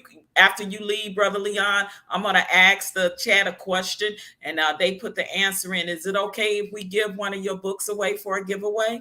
Yeah, hold on. I'm gonna go grab the book. Yeah, for sure. Okay. All right. Well, while we waiting on that, let's let the administrator come up. Sister Annie, excuse me. Hey, Sister Annie. Y'all got Leon up there. Excuse me. Hey. Hey, sis. What's going on? Well, I just wanted to come up. I want to, I can't be there to hug Leon, but I wanted to come up and just let him know he's surrounded by family. I appreciate that. Absolutely. I'm so sorry. I felt what you felt just then when you were talking. Thank you. And I'm so sorry for that. I remember one time I was at this. I went to one of my friends' house. We were doing cards and stuff like that, playing games, and there was a lady there that was talking about how she had gone through, or she was in recovery, I guess, maybe with drugs. And she was saying that, one thing that she kept trying to do, it's like she was chasing the high from the first time. And it's like she could never get the feeling that she got from that first high. Yeah. So when we're impacted by a person's addiction, it's hard to just say, oh, I forgive that. Oh, yeah, that's okay, hard. I understand. Because as a child, all you know is, I feel that you turn your back on me. Yeah. And that's what that looks like to me. And as a child, you're thinking, you're supposed to be smarter, wiser, and better than that, because you had an obligation to protect me. Yeah. So I know it can't be easy. And people think, and that's why we, like the stressing of like taking care of young kids and young boys and those kids that are vulnerable right now, where they're in homes where the parents just right now, they're just not in a place where they can be as responsible and nurturing as they can be. So that's why I just really encourage people around villages, communities, that when you see that void that a child has, just because their family, their parents, they're just not equipped in that moment, step in, y'all. Yeah. Step in. At 11, Leon needed somebody to step in. Yeah. Leon needed somebody to go to his mom and just try their best to help, her to get the kind of help that she needed. She was emotionally wounded too, you know what I'm saying? And she just, sometimes emotional wounds, we think that alcohol or drugs or food and things like that can fix it, and it can't. So I'm really sorry. Well, thank you for that. That was very profound, and it's to the point, to the T. Correct. And I do want to say, I do got your book, brother, and I am reading it. Everybody see, I got the 7 Flawless Faith. That's what I'm reading right now. Leon ain't got no book out there. What you mean? Leon got a book out there? Leon got a book out there? So, brother. All right, well, I got to get that. I got to get the latest Leon. Yeah. Okay, we're gonna give Leon the last words. Well, not the last word, but let him wrap up his appearance on here. We thank you immensely, brother, and please take your time and say whatever you got to say, man, because we know you're gonna go out to great success, man. So before we want to say, hey, we had Leon right here, So, but go ahead and tell the people what you want them to know, brother. I'm always come back to y'all, Patrice. Thank you, brother. Appreciate you. Patrice hit me up, like, hey, Leon. Patrice ain't no joke, man. Like 4 days. So I'm like, yeah, I never tell y'all no, but yeah, y'all got me for life. But and I appreciate that. Y'all heard him say it. Now he better not be talking about next time. He better not, when he get all big and every traveling all over the world, he better not be talking about how your people call my people. I think y'all hear what he's saying here, okay? Right. But I just want to say, I fought therapy all my life. I should have been in therapy as a kid. But when I finally did go, man, I tell you, it was extremely educational. It was one of the best things that happened to me mentally. It helped me out. It got me back on track. It helped me relate to my mom more. help me relate to women, help me relate to myself. Just know that just because a person is in therapy doesn't mean that they're healed. It doesn't happen like that. It's not going to happen like that. You have to go into therapy. You have to go every week for an hour each week, and it could be months. It could be years. It's going to be months. It's going to be a year or so or longer. So stop fighting it. If you want to save your marriage, if you want to save your relationship with your kids, your mother, father, husband, wife, go through therapy and take it seriously. Don't just make it as a check in the block. No, but make sure you find a therapist that you can relate to, and that's what did it for me. Because I walked out twice, and I went back my third time, and I stayed. Might have been my fourth time, but yeah, it's because in the Black community, therapy is taboo. Man, talk about it, brother. Talk about it. That's real talk right there. Yeah. Okay, Leon, where can we find you? Where can people find you? Where can people get your books? Where can people get any information they need to get about Leon R. Walker Jr.? Where can they get this information, man? Because you're doing good work here. My website is www.leonrobertwalkerjr.com. I'm on Instagram as Leon R. Walker. I'm on TikTok, Facebook, and YouTube as Leon R. Walker. You can find me anywhere. You can Google me. I have my retirement information in Google. My books are in Google. My books are on Amazon, Barnes & Noble. I'm all over the place. So I have three books. My first one called Broken. It's on Amazon. It's about my childhood. The second book is called, I can't think my name of my second book, but Love Ship is my second book. And my third book is 7 Loveless Traits. 7 Loveless Traits. Yep, understanding and breaking free from narcissism. All right, right on, brother. All right, well, we are so glad to have you here, brother. That's what I wanted to do. I wanted to get you that applause, man. We are so glad that you stopped by, brother. Okay, I know you got to go, Leon, man. I'm dreading bringing you down, man, but I know you got things you got to do, man. So much success to you, brother. And you said yourself you're gonna come back, man. So I will. If we gonna stick Patrice on you, man. If you know Patrice, man. Hey, Patrice will reach out. She'll reach out. She will find you. Patrice is worried. You think the FBI gonna find you? The Patrice will find you, brother. Salute. All right, we appreciate you. All right, thank y'all. Thank you, brother. All right, have a good night. I'll see y'all again. Right. Have a good night. Right, bye. Good night. All right, that's brother Leon, man. Oh my gosh, man. What do y'all think? Man? Holy smokes. Did he do a good job? Well, we'll talk about it in a minute. Absolutely he did. Absolutely he did. Now, let me ask y'all, because I know, like Patrice said, we've all had issues happen in our childhood that could have pushed us one way or the other way, right? Do y'all think that I was trying to get from Leon why he didn't ever cross that line? Now he said that he never crossed that line, but because as we can see on the news and everything, there are some of these guys, they cross that line. They go from a narc that's just, mentally going across somebody's head to actually physically touching them. What do y'all think it is that makes them? Well, he said he went into a little bit. He said that they lose control. But do y'all think it's anything else that could be a problem or to add to what Leon said? I think I'm trying to think. Maybe so say why maybe he didn't cross that line. Maybe the discipline of being in the military. And I think I remember him saying on one of the interviews that he didn't want to get in trouble. Like, remember when he, I think, walked out on the counseling session? I think that they came back and it was like he had to be accountable.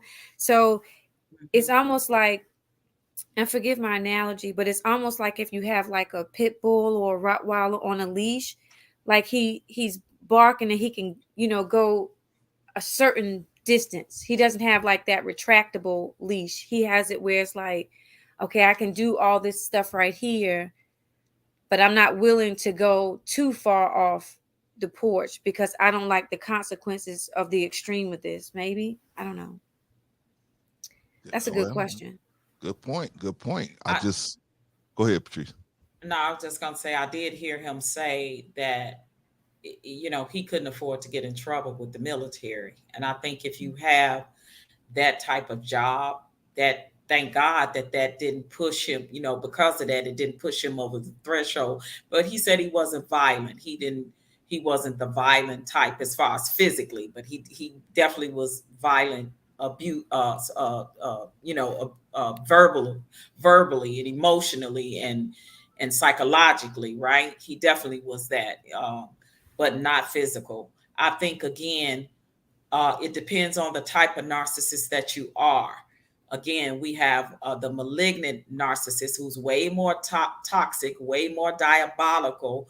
We have the sociopathic narcissist and the psychopathic narcissist. So when you are in those group types of narcissistic personality disorder, then you tend to have violent tendencies. Those are you could be a sociopath narcissist and not be violent, and then you can be a sociopath narcissist and be violent, as well as a psychopath. And the psychopaths, a lot of them become sometimes even your serial unalivers, right? But you definitely can, because like I said about Bernie Madoff, he definitely, in my opinion, was a sociopathic narcissist, but he didn't cause any bodily harm to anyone except himself when he offed himself. But he definitely was sociopathic. He had the sociopath tendencies. And then you have the psychopathic people that are definitely people that will physically harm you. So it's different types of narcissists that can go overboard. Not to say that because all of them are capable of being physically abusive, but some just are not. Like my covert narc ex, he was not physically abusive, but he was verbally. So it's the difference. But before, can we do the book giveaway? Yeah. That's what I was gonna say. I want to keep the excitement. I want while we got everybody in the chat. All right, guys. Give it away.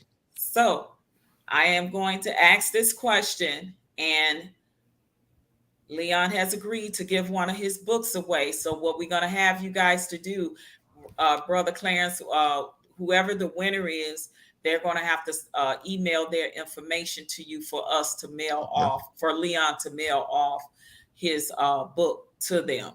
Okay. So if you guys were paying attention to the conversation, the first person that puts it in the chat, and we got to see it, put the answer in the chat, wins the book. Okay. Now, y'all ready? Drum roll. I don't got a drum roll, dog. Yeah. Okay. The question is, I love the drum roll.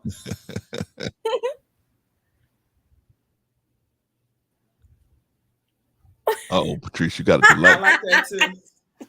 It's almost like the question is she frozen? What branch of service did Leon serve in and retire in? What branch of service did Leon serve and retire in? What branch of service? First person, put it in the chat. All right. You win the book.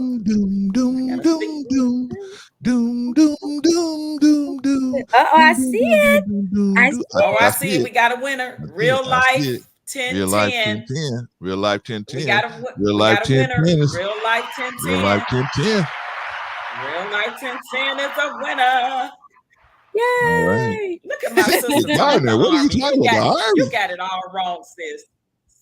Sis, Patrice, what's wrong with your folks? I don't know what's wrong. Little sis. It was the Navy. She said, I guess. Real life 1010. Yeah, nice guess, sis. Nice guess. Real life 1010. We're gonna Bro Clarence. Yes. Bro Clarence, would you please, or have one of the mods to put your email in the chat? Please send us your information where to send Leon's book to you. You're welcome, Real Life 1010. We're gonna put it Look, out there. Right Charlene said, "Is there a second place?" Is there a second place? Sorry, Charlene. We'll do another one next time. It is a great book. Look, I got it. I got one of them right here. I got the 7 loveless traits, but he do have a couple of other ones. So I'm not sure which one he's going to give away. But I think he's probably going to give away the 7 loveless traits. It's a great read so far. Hi, Bianca. How are you? Thanks for coming in. Thanks for dropping in. So so we got our winner. The email. Okay, so this is what you do. Email me. There's an email address right out there. Real life 1010. So just email me. We're gonna forward that to Leon, and then Leon's gonna get you the book. All right. So email me where do you want the book to go, and then all I'm gonna do is forward that to Leon. Or exactly. Patrice is gonna forward that to Leon rather. Yep, we'll forward it to Leon and get it right out to you. And thank you so much for answering our question right. So guys, I want to answer the question because we were talking about I think you had asked the question about I think I did answer the question about the violent traits. I did. Okay. Because I want us to see what I think what I would like to do is get the women to be more. It seems like I'm not saying that women aren't violent when they're narcs, but I think the men are more aggressively violent. I think they're more the men are stacking the bodies, and so we want the women to start realizing or seeing some of these things up front. You know what I mean? And so that's the whole reason why we bring Leon on and everything. That we want to expose what's going on and how he got that way. But then ultimately, how can you avoid somebody like that? Or if you realize that, hey, I'm with this dude. Okay, I want to ask. Get away? I want to ask some questions to the chat. Right. Okay. Everybody in the chat, if you know someone that you think or believe, whether they've been diagnosed or not, that you think that you've had in your life, or you know someone directly or indirectly that may be suffering from narcissistic personality disorder, put a 1 in the chat. Put a 1 in the chat.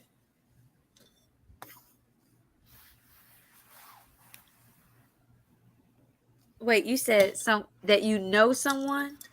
Yeah. You know somebody, or if you know someone or think you know someone. Okay. Yes, right. Whether they've been diagnosed or not, you know someone or think you know someone that suffers with narcissistic personality disorder. Put a 1 in the chat. Hey, Cynthia. There she go right there. She put a bunch of 1s. Right there. She put a bunch. You talking about her. All right. Now, I want another question for the chat. Knowing or thinking you're knowing this person that suffers with narcissistic personality disorder, have you ever addressed that person, maybe not knowing what it was at the time, but knowing something was a little off or different about this person? Did you ever say anything to that person about it? Put a 2 in the chat. Put a 2 in the chat if you ever had a conversation or maybe mentioned to the person that you thought something was wrong with them. Wow, look at the wow, we got okay. Pagoda said half. Half. Pagoda put half. Oh, Pagoda half. half for 1. Okay. Next question. Were you yourself, and be honest, were you yourself involved in a relationship with someone that you think? Oh, Patrice, I think you got a. You muted. Yeah, you muted, Patrice. You got a little lag or something. Okay, I said put a 3 in the chat if you ever were in a personal relationship or married to someone that you think suffers with narcissistic personality disorder. Put a 3 in the chat. Now I'm talking about you personally. I think It doesn't matter if they were in denial or not. Put a 3 in the chat if you were personally involved in a relationship with someone that you thought had narcissistic personality disorder. Definitely. Or you notice that the behaviors that we've been talking about, they had a high number, or like they hit the check mark on Exactly. a lot of those behaviors. Yeah. I'm gonna see how honest we gonna be tonight. So we playing this. Everybody hitting it, Patrice. Everybody. Exactly. Now we getting ready to play. We getting ready to play the gaslight game. All right. All right. I'm gonna ask you, chat, 10. I'm gonna read off 10 famous gaslighting quotes that a narcissistic person may have said to you or someone you know. All right. And I'm going to read them off, and I want you to put a 0 in the chat if you've ever been told this or heard this said to someone. The narcissistic personality disorder person has said to you or someone you know, stop being so insecure. Put a 0 in the chat if you've heard that. Stop being so insecure. Oh, yeah. We've all heard that. Definitely. 0.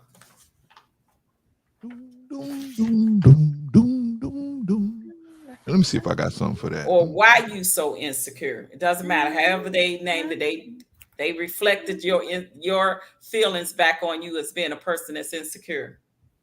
Oh yeah.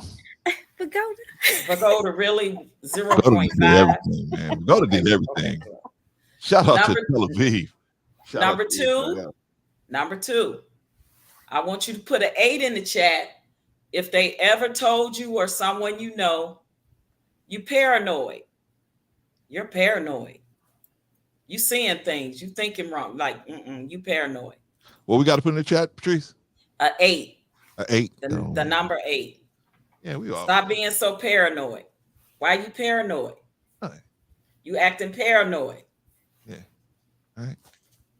Patrice, you paranoid. Just because just because my phone is always facing down, that don't mean nothing, Patrice. Just because, every time I gotta go talk, I gotta go way down the street and go sit in the car, that don't mean nothing. You paranoid, you tripping, girl. I know, I'm tripping. You tripping, girl. Number 3. Talking to your friend Annie over here, you tripping, y'all tripping. Number 3, you guys, and I want you to put a 3 for number 3. You're too emotional. Why are you so emotional? Good day, Put a 3 in the chat. Put a 3 in the chat. 3. Oh, why are you so emotional? If you ever been told you too emotional, why are you so emotional? Why you so Sister Annie, why you so emotional? What you emotional about? What you mean? Brother Clancy, you been told that on another panel? That part. Maybe a little bit. Okay, we'll go to 3.1. All right. What y'all so emotional about? Number 4. Number 4. Number 4, we're going to put a 4 in the chat for number 4. Stop taking everything so seriously. I've been there. I was just kidding. Number 4, put a 4 in the chat. Stop taking everything so seriously. Man, what you tripping on? It's just what you talking about? You know what that could also be, or tell me if how that could also show up. Well, you said say that number again. What that one was? Number 4. Stop taking everything so seriously. Yeah. Or like I was just joking. Wait, I was oh, just yes, joking. okay. I didn't All right. mean it when I didn't mean it when I you know, touched that girl on her butt, or when I, you know, looked at that girl, or I didn't mean it when I said what I said to hurt your feelings. I was just playing. Okay. You take stuff too serious. I was just playing. Right? Exactly. Patrice, I was just playing. Mm-hmm. I bet When you I said we should do a threesome, I just was playing. Yeah, I was just playing. I was just playing. You thought I was serious, huh? You thought I was serious. You see, that's you. It ain't me. Quit playing it's with you. me. Quit playing. It's you. It ain't me. It's you. All right, y'all. Number 5. And I want you to put a 5 in the chat for number 5. I'm not the problem. You are. It's not me. It's you. I'm not the problem. It's you. I think we all done heard that one too, right? It ain't me. It ain't me. I'm straight. I'm not the problem. You are. You my 15th girlfriend in 2 months. So it ain't me. I'm getting people coming to me. It's not me, it's you. All right. Oh man, the whole chat lit up. I'm not like a the Christmas problem. tree. You are. That's right. All right, number 6. I want you to put a 6 in the chat for number 6. Okay, 6 in the chat for number 6. That wasn't my intention. I didn't intend to hurt you and sleep with that other woman. I didn't intend for you to find that woman's number in my, like, I didn't intend for that to happen. It just, I mean, you know, if you wouldn't have been talking crazy to me, I never would have went over there to her house and slept with her. Or I never would have. Yeah, that part. It's really your fault. It's really your fault. I'm just an innocent victim. I just found myself over there rolling around in the hay with her. It just happened. I didn't intend for it to happen, but it just happened. That's the one. It just happened. It just happened. What do you mean it just happened? It just happened. I didn't intend to sleep with your best friend. It just happened. We both got drunk that night, and it just happened. I didn't mean to sleep with your cousin. Shout out to Marjorie. Marjorie Harvey, right? Right? So can somebody even in the chat while we playing the game, somebody explain how something just happens? Because people always say happened. That. It just happened. Out of thin air. It just happened. Yeah, it just happened. How does it just happen? One thing led to another. One thing led to you another. have to get in your car, go to that person's house, knock on the door, walk in, take your clothes off, and get in the bed, right? How did that just happen? That part. All right, guys. All right. Number 7. This is one of the most famous gaslighting lines ever. Okay. You're crazy. You need help. I don't need help. You the one need help. You the one need the help. Put a 7 in the chat. Put a 7. If you ever been told you crazy, or you made to believe you're crazy, or in some kind of way they insinuating you crazy and you need help, put a 7 in the chat, y'all. Yeah, Patrice, sister, you didn't see me with that girl. Yeah, you crazy. That wasn't me. Yeah, you crazy. I know he was dressed like me, and he had my glasses, and he had my hat, and he was stepping out of my car, but it wasn't me. And he said strong performance. Yeah, and he said strong performance. Strong performance. He had a strong performance T-shirt on, which we got to get that. We got to get that rolling, y'all. The strong performance T-shirt. He had a strong performance T-shirt on, but it wasn't me. Wasn't me. Yes, sir. Crazy. That wasn't me. Yes, sir. That wasn't me. Yeah. It wasn't me. I'm Shaggy. It wasn't me. It wasn't me. No. All right, y'all.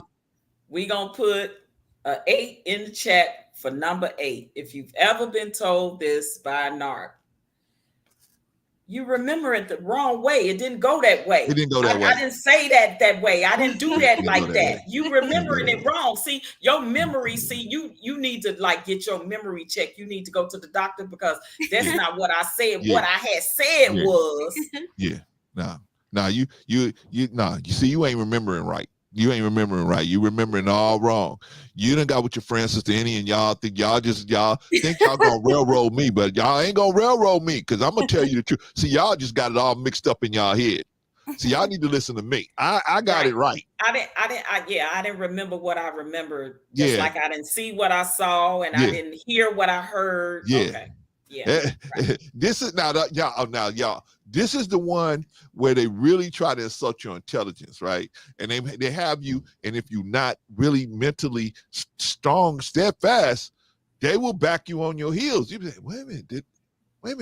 And don't let your memory be a little shaky, you know. Yeah, they will like, definitely wait a minute. play with you, because they'll Are be they like, right? yeah, because maybe you remember that time when we was looking all over for your coat, and your coat was in the car all the time, and you had me go all the way to your sister's house, and the coat was in the car. See, your memory ain't right. See, that's why. Yeah, they will play with you in that be like, way. Literally. Glad I got that one to pull out my bag, right?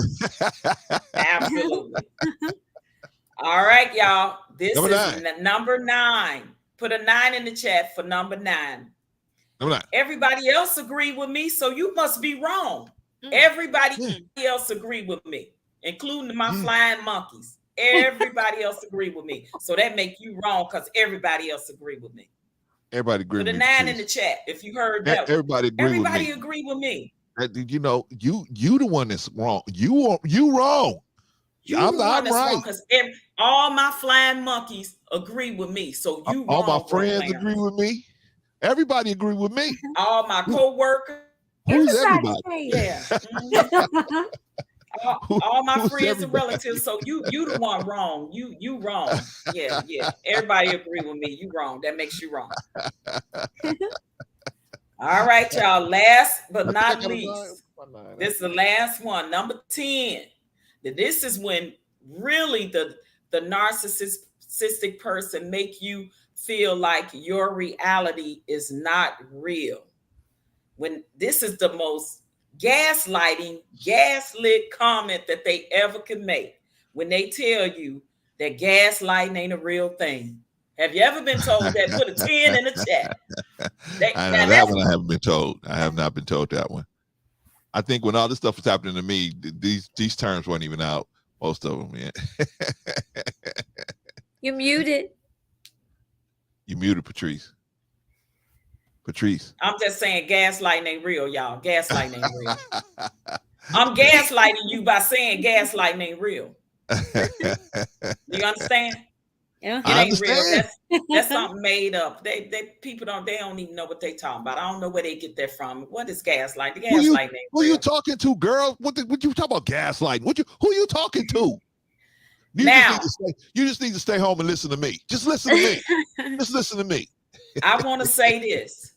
Almost everybody in the chat answered and put a number to all 10 of those gaslighting phrases. And that's just 10, y'all. Almost every one of y'all. And do you know what they say? If if you can answer 5 questions out of 10, 9 times out of 10, you've been in a narcissistic relationship with someone. Wow. And almost all of us have answered all 10 of those gaslighting questions. Wow.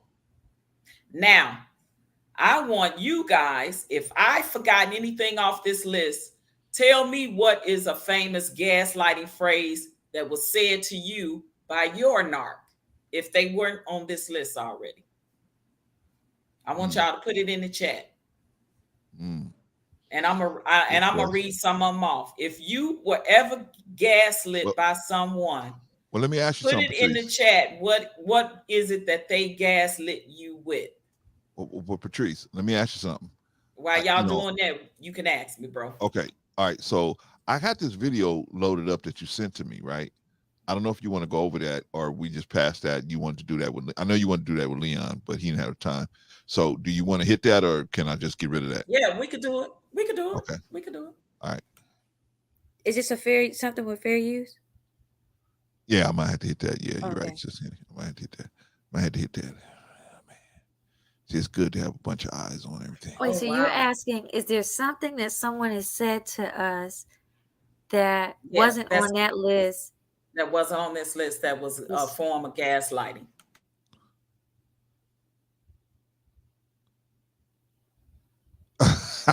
Oh, I see some good ones. I see some good ones. I'm calling the. What you say? I'm calling the cops on you. Yeah, she said, I'll put a restraining order on you. Put a restraining order on you.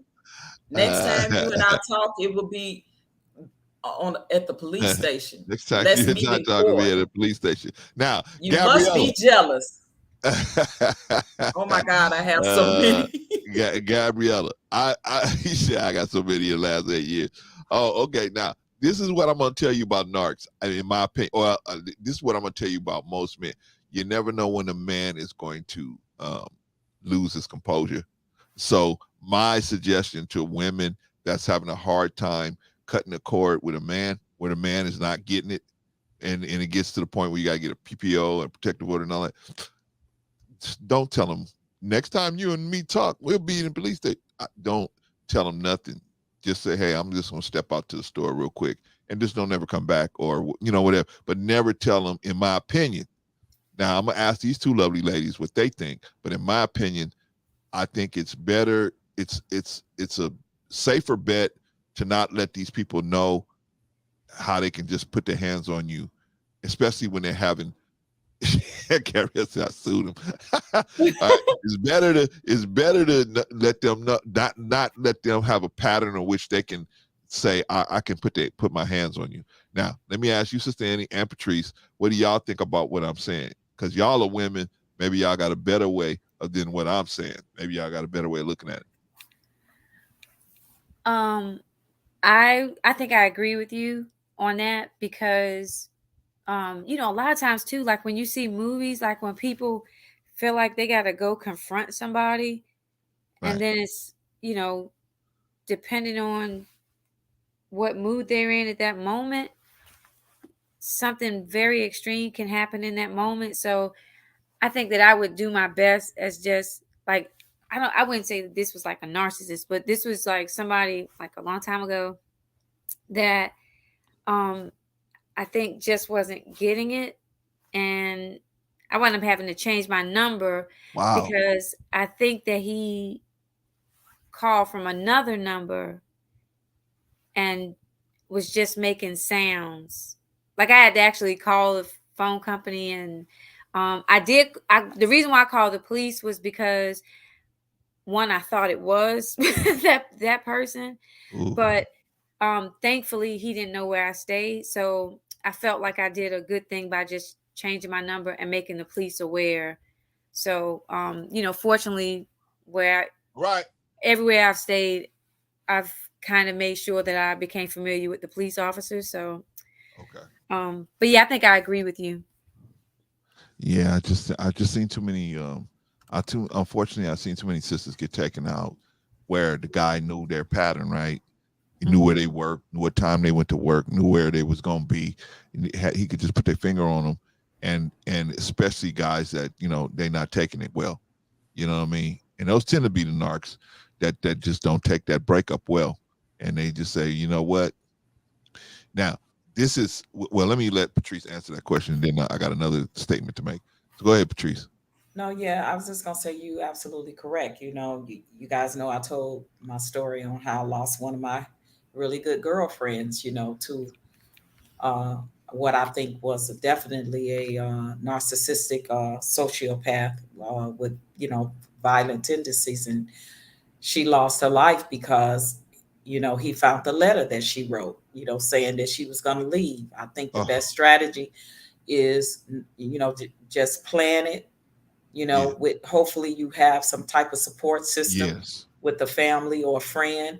Let them help you plan your escape strategy. Try to escape and leave when he's nowhere around, when he's gonna be gone for hours. Maybe he's at work or something. You have to plan your exit strategy in that way, and definitely, absolutely, under no circumstances let them know that you're going to leave. Let them know when you're going to leave, how you're going to leave, where you're going to leave.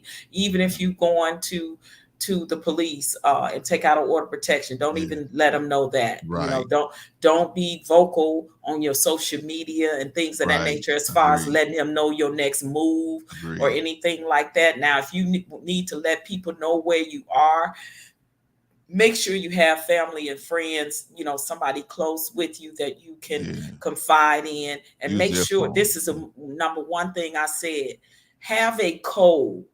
Get a code word, guys, with a close family or friend, though, that if something happens to you or something, and you can get to a phone, or you can be able to say that one code word to them, that's like a code red to them, that they know that something's wrong.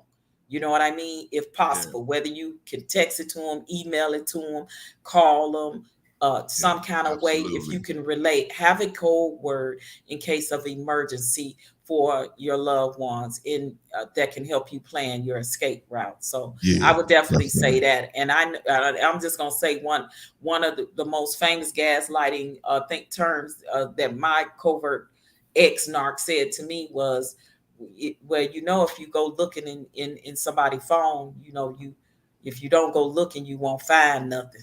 So, so that's just like saying, go look. So, they have all these, famous gaslighting words and phrases that they will say to you. But the worst thing about gaslighting is that the person is trying to take your reality away from you. And please don't ever let nobody do that, because they will have you questioning yourself. They will have you doubting yourself. They will have you thinking in your head over and over again, that they didn't say this or they didn't do this, and that they did. So that's a way of them taking away your reality. Never let anyone take away your reality. Oh, wait, Vaughn. You see Vaughn's comment? Which one? He said, "Oh yeah, check my and phone." They and you might want to check your phone for tracking device. Yes, because narcissistic people definitely, especially if your phone is on the same plan. They definitely will track your phone and track you down. Matter of fact, that's really a great what you said, that's actually how one guy found his ex, who had moved all the way to another state. He had put he threw her tracking on her phone, and that's how he found her and was able to go way to another state and unalive her. Yeah. So crazy. That's real. That's real. That's real. So definitely plan your exit strategy with someone that you trust, and love, that's going to help you. Have that emergency code word. And especially if you are in a physically abusive relationship with a narcissist, please. I tell people to leave. You got some people that say I don't tell people to leave, but after experiencing and going through the unaliving of my girlfriend, I tell people to absolutely get out. I don't care if it's not even physically abusive, because a mental, emotional, and psychological and verbal abuse can be just as bad. It can be just as bad, you guys. All right, bro, we ready for the short video. This video, I'm going to set this video up. It's about the toxic, broken heart from someone that was in a relationship with a narcissist. All right. So roll that beautiful bean footage. All right.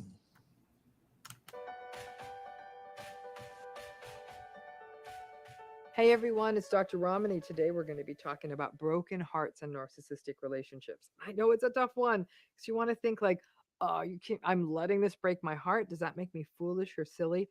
No, it doesn't. And there's something very unique about the narcissistic relationship that we don't see in other relationships. So it's so unique that results in a heartbreak that I really believe is different than other broken hearts. So today we're really going to talk about the broken heart, the narcissistic broken heart. But I don't really want to call it that, because it's not the narcissist's broken heart, it's yours. But it's the broken heart we get from the narcissistic relationship. Maybe we could call it the toxic broken heart or something like that. I'm Dr. Ramani. Welcome to this YouTube channel where we take on all topics and do deep dives and attempt to understand all of the aspects of narcissism, narcissistic relationships, and how these relationships affect us. So let's talk about this idea of the unique broken heart that comes from the narcissistic relationship, because it's very nuanced.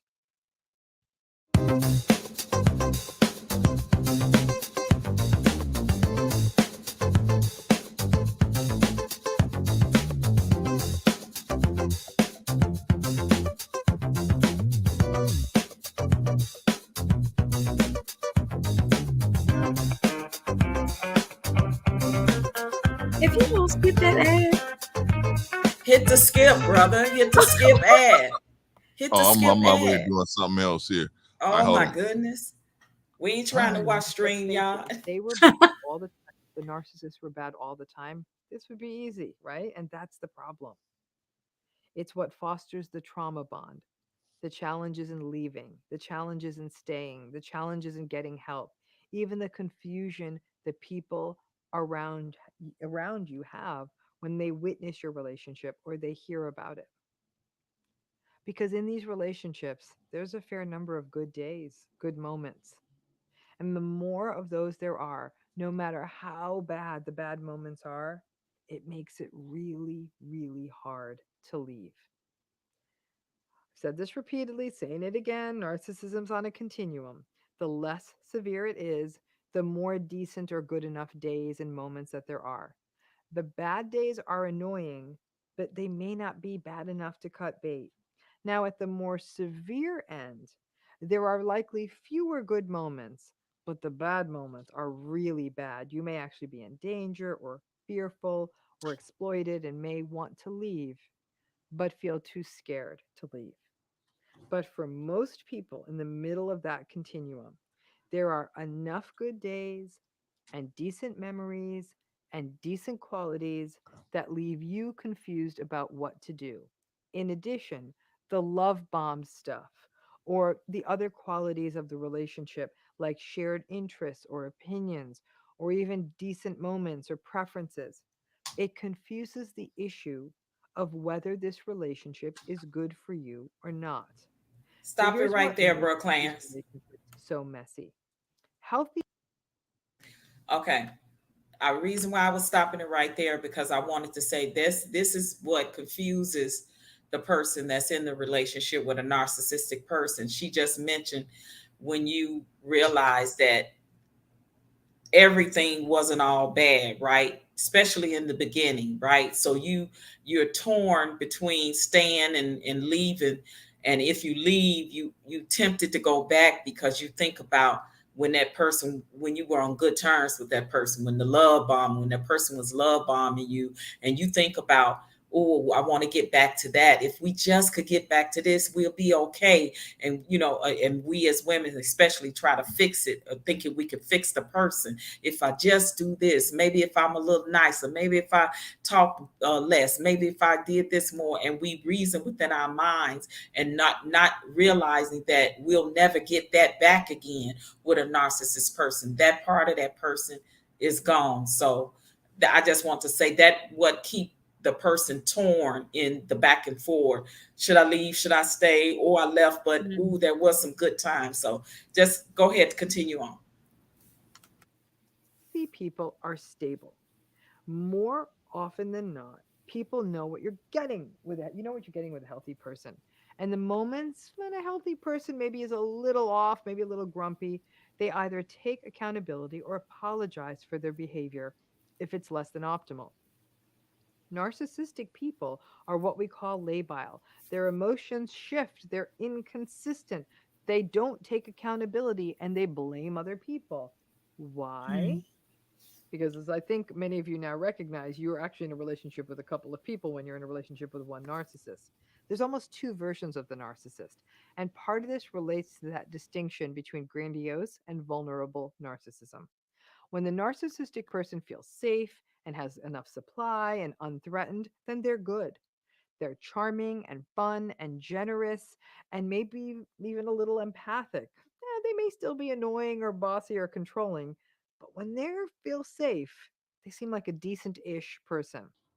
That's the grandiose narcissist on a good day. You're like, yay! You think like, hey, I'm in a good relationship, or and I have a nice parent, or I have a nice friend, or oh, my boss isn't that's such a bad person. Great. Well, then there's the second version of the person. When the narcissist feels unsafe, threatened, frustrated, like they're not getting enough supply, then they're bad. They're angry, rageful, vindictive, mean, reactive, petulant, sullen, and not nice. Very unpleasant and a little scary and awful.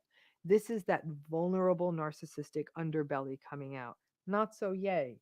You wonder, who is this person? Why am I putting up with this? Am I losing my mind? We had a good weekend. And now it's Tuesday and they're screaming at me. Maybe I just need to be nicer to them. You know that whole drill.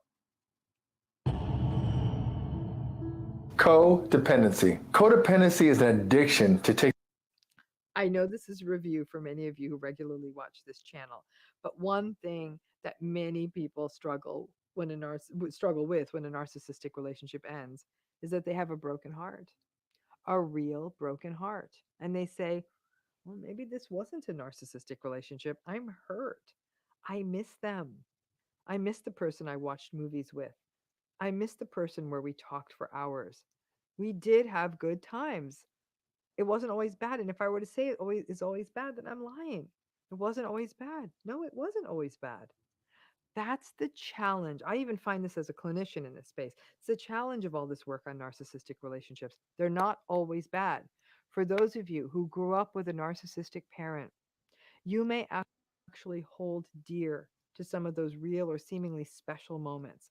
Time spent maybe on a day of fishing or watching movies together, baking cupcakes, riding on a lawnmower, whatever those moments were, they were real. For a child, those little moments become absolute treasures that you stored away.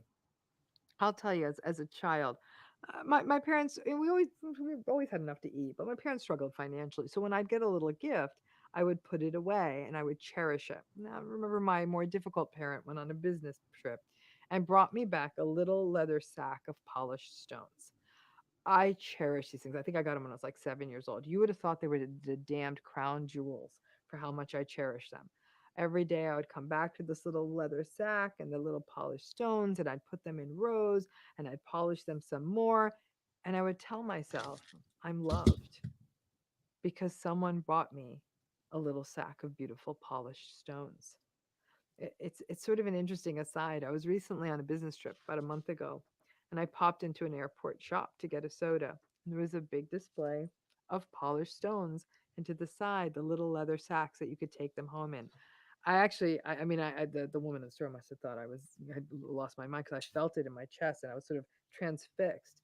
And it reminded me how forgiving the hearts are of children who come from these difficult family systems are.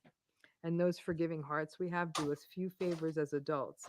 Because when adults roll up with the adult equivalent of a little sack of polished stones, we cherish those stones and we write justifications and love stories around those gifts. But I still remember the day I got those polished stones. I also remember the day that parent came home with a book of fairy tales. On another day, it was a Kit Kat candy bar. And on yet another day, it was two comic books. And those kinds of days became the foundation of my trauma bonds. The good days and the good moments and the complex rationalizations for the anger and the gaslighting that was also there. Trauma bonded patterns that dog me to this day. I would actually be curious to know if you feel comfortable sharing. What are some of the roots of your trauma bonded patterns? What were those good days? What were your proverbial little bags of stones? But this idea that these narcissistic relationships aren't always bad is what makes it difficult to get help for these relationships. Therapists may work with you on the good stuff, right? They'll say, well, there's good stuff, let's figure out what works and let's practice some gratitude, not recognizing that the bad stuff is damning. You feel ungrateful and confused because of the good days, right? And you feel foolish that you aren't running away on the bad days. And on the flip side, as things deteriorate and the relationship starts to fray or maybe even end, your friends may say to you, oh my gosh, this person treats you horribly. The manipulation, the gaslighting, the cheating, the lying, whatever happened. And you're hunched over with a broken heart.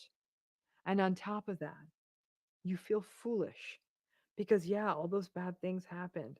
But the problem is that in narcissistic relationships, the good things happen too.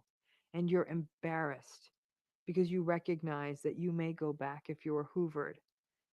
And you think, "Ah, can I be secretive about this? Maybe I won't even tell my friends." Many folks in narcissistic relationships will say, meh, this can't be a regular broken heart. They were so terrible to me. I'm the lucky one, right? We're broken up. Broken heart's a broken heart. And narcissistic broken hearts may be worse because you went back and forth from good and bad periods in the relationship. All of it felt real. And when the relationship ultimately ends, the broken heart is real, regardless of who ends it. I would actually argue that the broken heart we get in these narcissistic relationships are far worse. People in narcissistic relationships become master storytellers and sell themselves big justifications and how it can all be so much better, and recalling the stories they've told themselves about the good enough stuff in the relationship and the future and wanting to be a part of something. It all becomes a big story, and then that story ends, and then the story dies, and it hurts. Regular broken hearts, not so much storytelling, right? It ends, we're sad, we may even recognize why the relationship ended, and we move on. Narcissistic relationship broken hearts are a whole different animal and very, very real. Hey, people around you may have liked the narcissist too. They may remember those good days, and that can create even more confusion. People who only meet them occasionally often like the narcissist. You may have even had a social group together. They may have been good at entertaining or being a raconteur and telling great stories and being charming and all of that. All of this makes the broken heart worse because you'll have in your head those moments with family and friends, and they were fun times, and then everyone left, and then the narcissist started screaming at you, and you just don't know which way's up. Yeah, that's the problem, though. Narcissistic people are not always bad.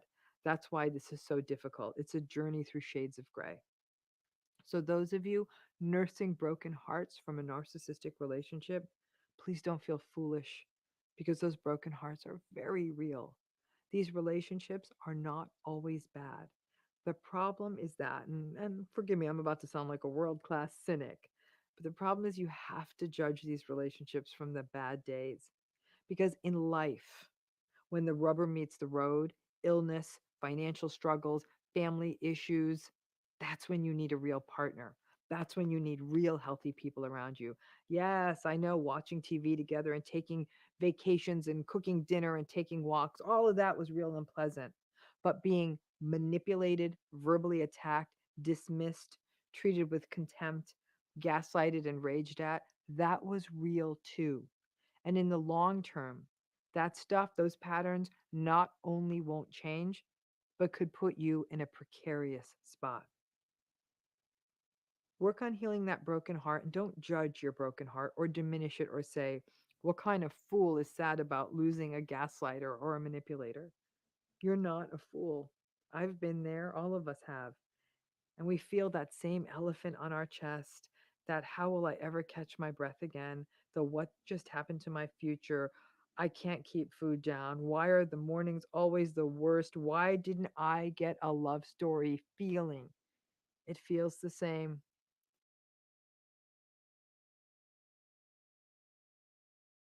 All right, y'all. All right.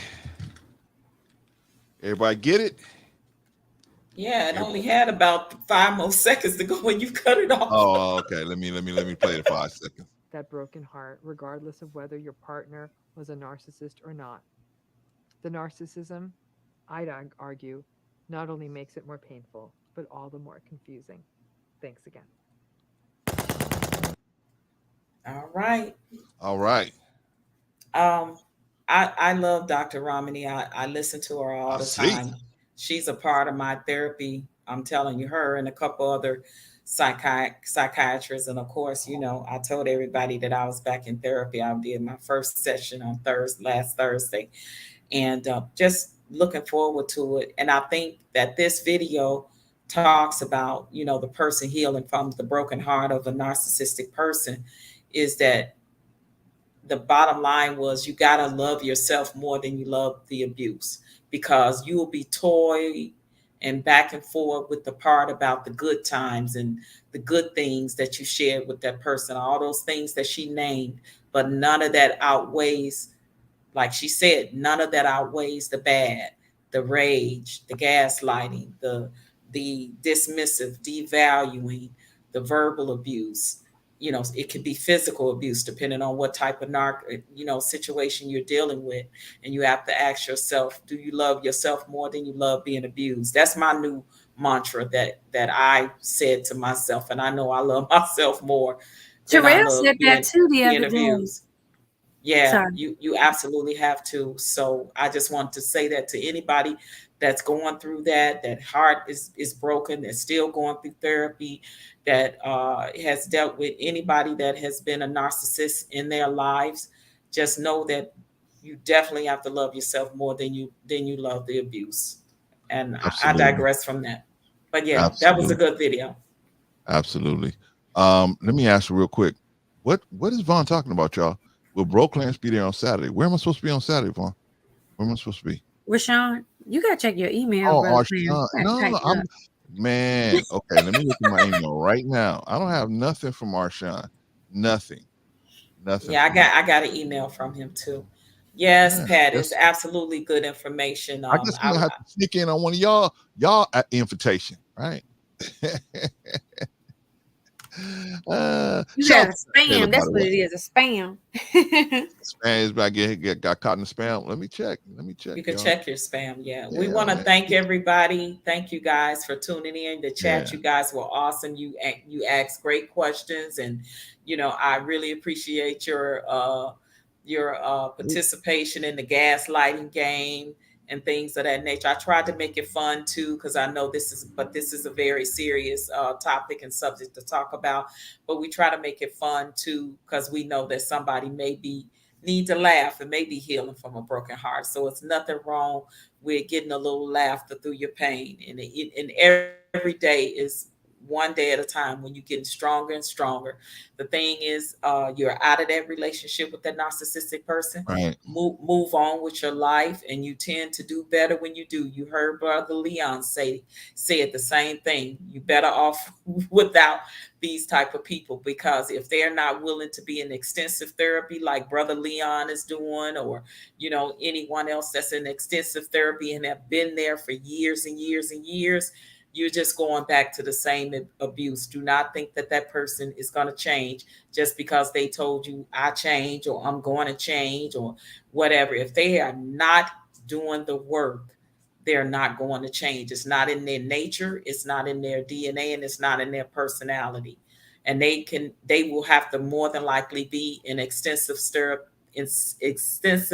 therapy for the rest of their life, especially if they're already an adult. And most of us is not realizing that we have these type of disorders until we're adults. I just want to say that you're right, Patrice. That and really this I put this on the video last week or week before or whatever. But there's only 3 reasons why. Vagoda say he have a question for you. Vagoda have a question. Okay, hold on, Vagoda. I'm gonna say this real quick. Let him I'm gonna ask you. Yeah. Vagoda, put it in the chat. What the question is? Put it in the chat, because we're about to wrap things up here. All right. So but there's only 3 reasons why people do stuff. They either do it because they want to do it. The desire is great, and they want to do it, and they're willing to deal with whatever the consequences of doing it is going to bring. They desire is great to do it. They either want to do it. Absolutely. They're either forced to do it. Yep. The consequences of not doing it is going to be far exceed, the comfort and luxury that they currently living in, and so therefore, to not experience that pain or that loss of comfort and luxury, they will do it. They will do it because they pretty much forced to do it. Those are 2 reasons. The third reason is there has to be some compelling reason for them to want to do it. And they don't have to be forced to do it, and they don't have to want to do it, but there must be some other compelling reason, right? They have right. Very moral, they have a very strong moral compass, right? And morally they feel like, hey, I should do this, right? And so they compel morally to do it, right? Or they compel for some other reason. But they have to, those are basically the 3 reasons why people do stuff. Now you gotta look at a narcissist and say, why would they change? They don't want to change. It's been working for them their whole life. They've been, as far as they're concerned, they batting 1,000. So why would they want to change? This is. Yeah, they don't think anything is wrong with them. First of all, that's my point, Patrice. Yeah, they don't think anything is wrong. At least on their end, they're winning. So why should they change their strategy when they're winning, right? So therefore, they say, well, why should I change? You don't want need to change. I'm winning. I'm getting everything I want, and everything is happening for me.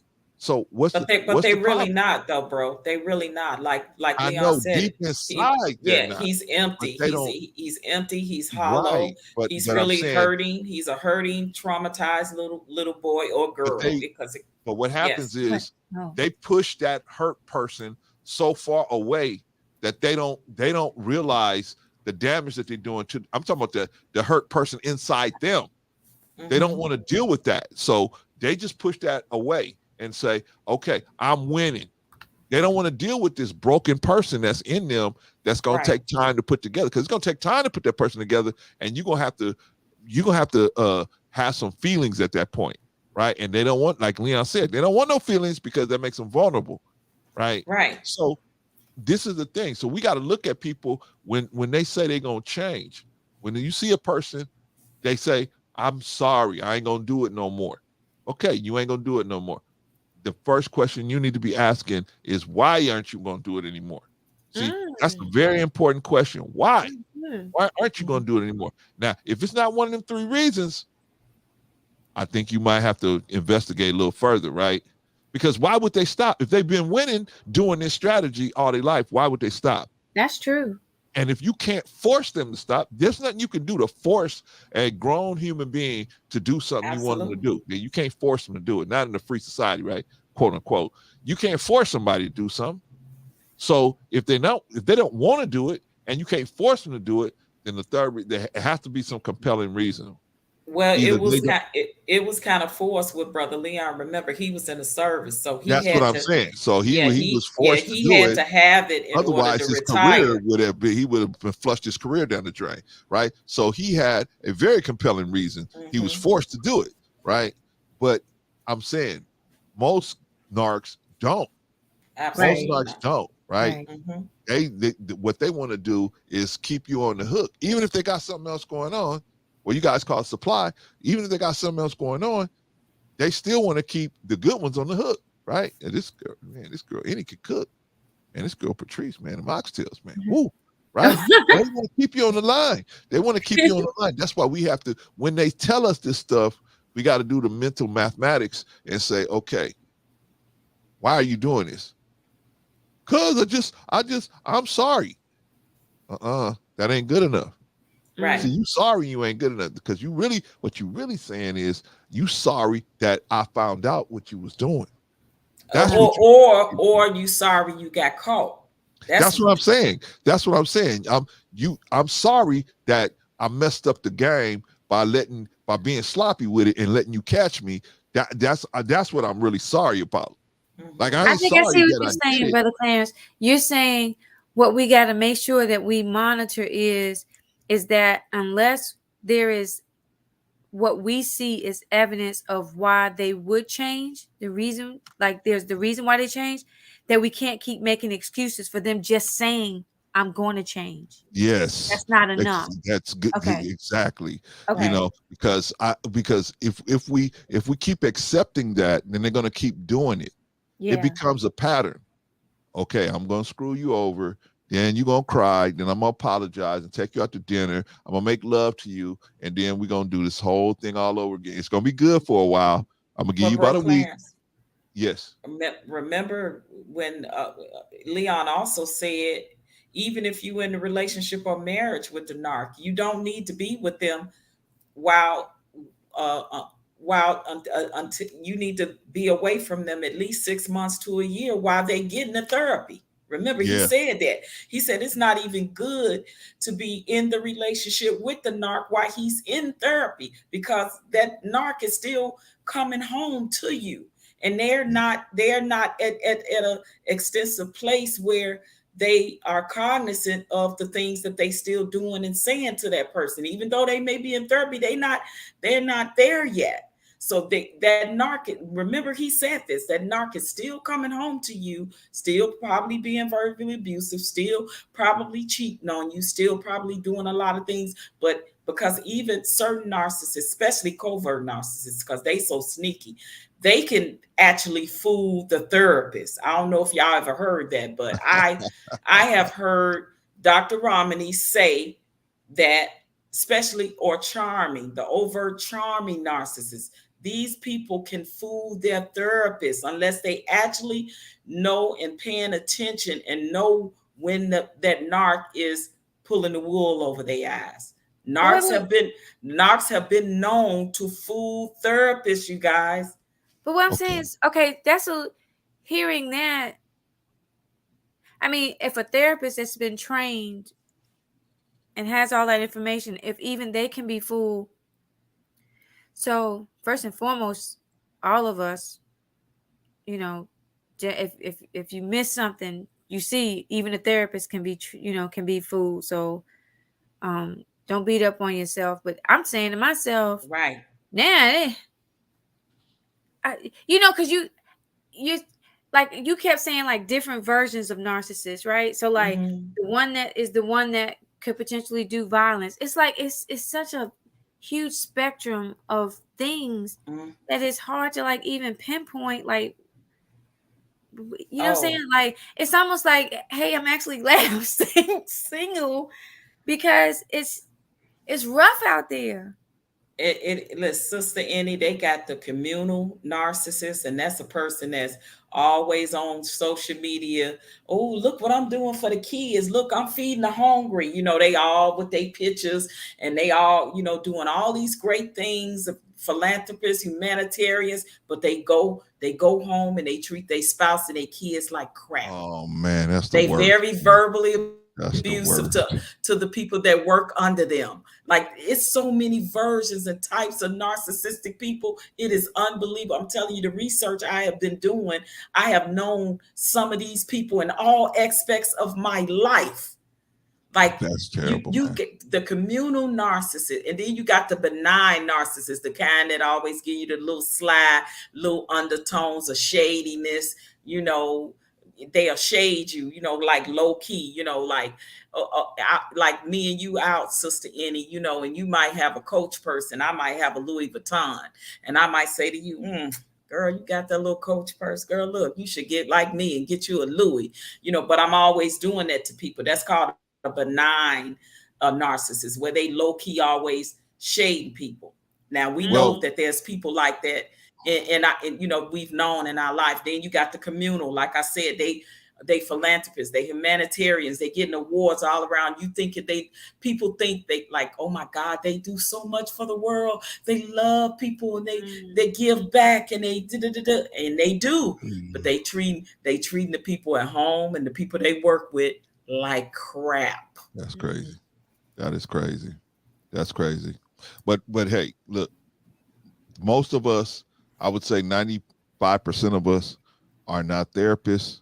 We're not licensed. We can't diagnose people. So the only way we can protect ourselves is for looking for these things. Now, I want to, the signs. And I want to address what Pat Taylor said, because you know what? Narcissists, like the doctor said, I agree with her, that the doctor said that, hey, they're not bad people all the time. Right. A lot of times they can go a lot of times, maybe a week, maybe 2 weeks, and they're in great. They can be very charming around your friends and relatives. That's why a lot of them, thinking, oh God, what really? Mike ain't like that. Oh my God, every time I saw Mike, he was always so nice and courteous and mannerable and respectful. But here's the thing. Like she said, they can get triggered. Now, the problem is you don't know what their triggers are. Not right away. You don't know what their triggers are, right? Right. They can be out and they can see whatever, and it could trigger them and they can what they call it, relapse. Like Brother Eric said, they could relapse and have an episode. And then next thing you know, you can't find them. They're gone for a day or two. You can't find this person. And because they done relapsed and went back to doing all this stuff, and next thing you know, they doing that narcissistic stuff to you. And so, a lot of times it has happened where these triggers. So this is why I always say you got to talk to the man, right? And when I say talk to the man, well, talk to men in particular, but women and men. When we're out here and we out here in the dating market, quote unquote, what we got to do is we got to get as much. What you're trying to do is get as much information as you can. Why? Because you're trying to protect yourself as best as you can. These men out here, man, they look good. Like Brother Leon, military vet, he war hero, everything, right? But he's a buzzsaw buzzing through your life at that time. Of course, now he's doing much better. But I mean, at that time, he even said out of his own mouth, he was ripping people's life apart. So you think you're dealing with a grown-up because they dress like they got grown-up clothes on, grown-up shoes on, they talk with grown-up language, but in reality, they just a broken little kid inside, right? And they got triggers. They got things that trigger them into this narcissistic, into these super narcissistic episodes where they just go bananas, treating everybody bad. And the problem is, we as the other people on the other side of the narcissistic spectrum, where we're not really at that level that they are, we don't know what their triggers are. Something may trigger them, and then that's why you talk to them, you can find out you might get a glimpse of what their triggers are.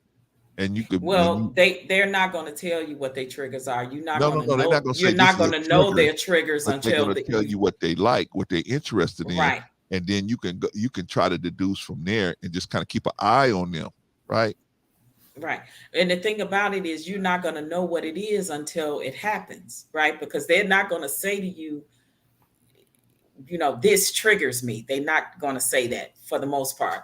Like, I know in my relationship, the only thing he has said to me long after I had found out, a month and a half after our dating, that I found out he was in AA. He was a recovering alcoholic.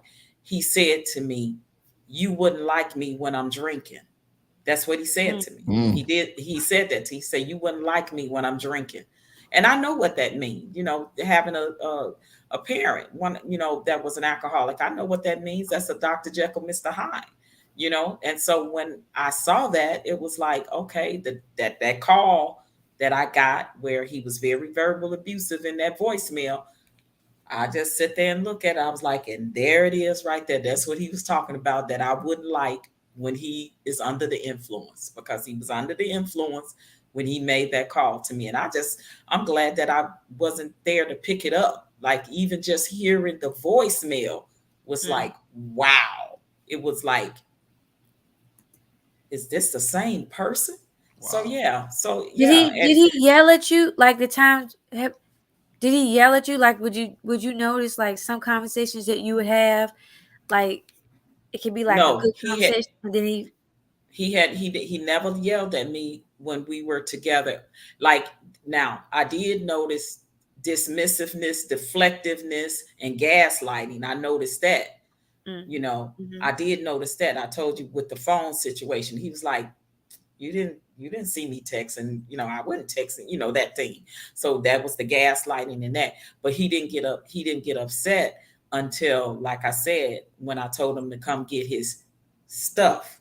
Then he must have, got triggered with me saying come, and I said SHIT, right? Come get your SHIT. So that must have triggered him, and he must have went somewhere and had some drinks, and he felt like he wanted to call me and curse me out. And that's exactly what he did. But yeah, I mean, you don't know the triggers until 9 times out of 10, until you've already triggered them. And it's a trigger for them, because they don't, the main thing is when you holding them accountable. I'll tell you that's definitely a trigger. That's a trigger for all narcissists. Don't matter what kind of narcissist they are. If you say, hey, that wasn't cool, you did this to me and I don't like that, and how dare you, or something, whatever you may, and I, that's not cool. When you're trying to hold them accountable, you trigger all narcissists, because they don't know what that is. All right, y'all. Brother Clarence. Yeah, we got to get out of here. I got to go talk to the baby. It was back to school night, but I came over here because man, I wanted to get Leon to be able to get this information out, and Patrice, I worked so hard to put it together. So I wanted to make sure this information was going to come together tonight. So, and I don't forget our final finale, narcissist uh, show. I would love for us to do a panel discussion on it. I would like for all of us to be up here to discuss it. We're going to do a finale to the narcissistic okay. series, and I want to Okay. have a panel discussion. So all are invited that want to come. If anybody want to come up, we want to discuss a particular thing. I got another video that we're gonna show and we're gonna talk about for the finale. And then we're gonna bring Brother Leon and Brother Terrell back at other times, but we're gonna end the narcissist series. We're gonna end it this week. When we're gonna do another series, we're gonna start the poly series. Yes. We're gonna start the poly lifestyle series. Is poly an answer? Right? Well, we got all these. I think a lot of narcissistic cheaters would think that it would be the answer. Stop, Patrice. So is it the answer? Is it the answer? What? We're gonna see. We're gonna ask some questions. I'm working on some narcs. I'm working on some poly people now. I'm working on them. I'm trying to get them to come over and let's have a discussion about poly and see, where, what's the benefits? What's the drawbacks? Can it help the community? I mean, we got a lot of single women, right? And there's a lot of men to go around, but there ain't a lot of good men. That's the problem. See, we want the women to get with good men. So are we going to have to, kind of like, couple up and the double up or what? So we got to find out what's going on. Are we talking about women getting two men too? We don't talk about it all. Yeah. Oh yeah. It works both ways now. It's not just men. No, it don't with work multiple both women. Right. No, I know. Work both ways. Exactly. I'm just saying. You know what I'm saying. But yeah. Anyway. But stay tuned. Not like that, man. Stay tuned for our poly series. We're gonna do a poly series, man. We're gonna start that one up. So be on the lookout for that one. Absolutely. Thank you guys, Sister Annie. Thank you. I really appreciate your participation and just your questions and your wealth of knowledge you brought to it. I really appreciate you for that. Brother Vaughn in the chat. I know he came up a couple of times. He was in the chat. I guess he couldn't come up today, but I really want us all. I really want us all, if we can, to pick a day that's convenient for all of us to be here to do the finale show of our Narc series. And Brother Clarence, I can't thank you enough for believing in me to say, if that's what you want to do, sis, do it. This series has been so healing, so therapeutic, so open, honest, heart-wrenching. It has and triggering, but in a good way. It has definitely opened my eyes and made me do a lot of research and do a lot of self-reflection. And having Brother Leon and Brother Terrell on here has been very educational for me, helping me understand the mind of a narcissist more. And again, even with me being an empath, I still got a slight bit of empathy because I know that person is a person that is hurt and traumatized too. But I ain't crazy enough to go back. But that empath in me know that person was a person that is definitely lost, traumatized, and we wish that they all would get the help that they need, but we know that's not going to be. That's why we have millions walking around here, men and women, that unfortunately are undiagnosed and probably will go the rest of their life undiagnosed. And it's unfortunate because they were hurt a lot of people. That saying hurt people is definitely true. Hurt people, not all, but some. But again, love yourself more than you love the abuse. I appreciate everybody that participated tonight. Thank you to our special guest, Brother Leon. Thank you for the book giveaway, Brother Leon. I appreciate it. And to our winner, we're gonna be getting that book off to you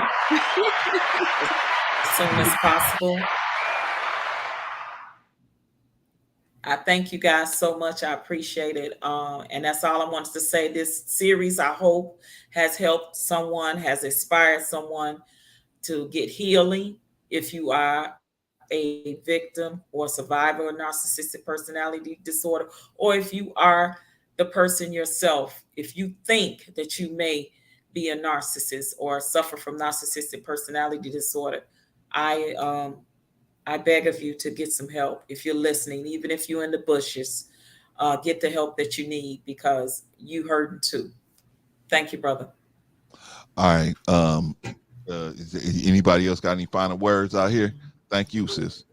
This is gonna be real quick. You know, you've done a phenomenal job, OG Patrice. This was excellent. This was very filling. You definitely brought a full cup. What I want to say to you though is I know that you've been doing a lot of research, and part of me feels like all the research you've done, I'm thinking about myself, right? Like being in your shoes, going through that experience. You want to try to figure out, how did I get this wrong? How did I overlook this? So all this research you're doing, while it's helping, part of it is, I think, maybe some small part of you is beating up on yourself, still, for just what you feel like allowing yourself to be in a position where you could be exposed to that type of behavior. But like I said, as strong as you are, you're still a bird, you know what I'm saying? And we can all be wounded. So I would just say that I'm proud of you for listening to the people around you that loved you and love you. That just let you know that you deserve better than what you were receiving. I'm thankful for your heart. Maybe some small part of you also is doing this research because still part of you wants to be able to help them. You know what I'm saying? Because you may feel that, feel like he's helpless. And if you, this very strong soldier, don't help, then who will, you know? And even when you said that you had talked to him and you said that this is something that you felt like he, you know, that he was maybe part of his challenge, maybe he didn't receive it that well. So you're kind of worried that he won't get the help because your heart doesn't go away because your wisdom said, I got to get in front of you right now. You know what I'm saying? So that could just be me just making up something right there. But I just want you to know that we all, with our caring hearts, sometimes we're going to care for a person that doesn't take care of our heart like they should. So I love you for having the heart to love in the way that you do. I love you for being able to bounce back. And I hope that other people that are listening are inspired by just the revelation that you've gone through with this whole experience, and how not only did you want to help yourself, you said, hey, I don't want somebody else to fall in this same hole that I was in. So I absolutely love you for how you handled this whole situation. So thank you. Yeah. Thank you. Thank you. I appreciate that, sis. That means a lot. And absolutely, I do want to help other people, you know, like I said, but the narc from a distance. yeah. Yeah. The only words I got for them is seek help. I hope you can come to that conclusion within yourself that you are hurting too, and that you are hollow, and that you have no empathy for another human being. And there's a famous saying said by Dr. Romney. She said the number one thing she wanted to instill in her children first before anything else was empathy, because if you don't have empathy for another human being, you don't have empathy for yourself, and you are totally hollow. So wow. All right, ladies. Alrighty, y'all. All right. All right, brother. We appreciate it. Thank All you right, so thank much. You y'all. can close out. Thank you, All everybody. The chat was great. The panel was great. Our guest was great. Everybody was great. right, We had another great show. Love you guys. all All right, I'm love putting you y'all. guys down. And Brother Love you. Clarence, Okay. I'm gonna What? still be Bye-bye. here enough to fuss you out. You only have about 5 minutes to finish up. I will All fuss you in the chat. No long sequeliquy. Yeah, man. Y'all heard the executive producer and the administrator. They both told me I got to get it moving because I got to go talk to this baby. All right, y'all. Alrighty. I love All right, y'all. love y'all. I'm gonna pull y'all down. Okay. All right. All right, All right. brother. Love you. Love you, girl. All right. This was an outstanding series, wasn't it, y'all? Okay. I can't mess around because I got to go talk to this baby. All right. So look, y'all, look. We're gonna drop a poly series on you. You think this series was good, and it was good. We gonna get you one just as good with this poly series. We're gonna drop on you too. So stick around, man. We're gonna try to talk about some stuff that just that nobody else really wants to talk about it, but from a direction that no one else wants to talk about it. So we talked about this poly series, and so y'all saying, well, why'd you let Patrice do that? Because I knew she would do it with class, but at the same time, she would dig a little deep.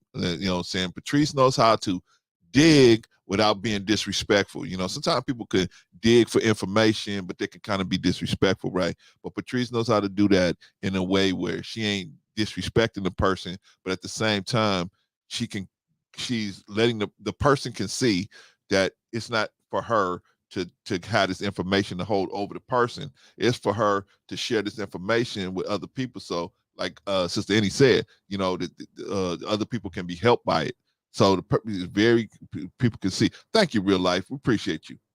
We appreciate you, Pat. We appreciate everybody that stopped through, that supported Leon and supported us as well.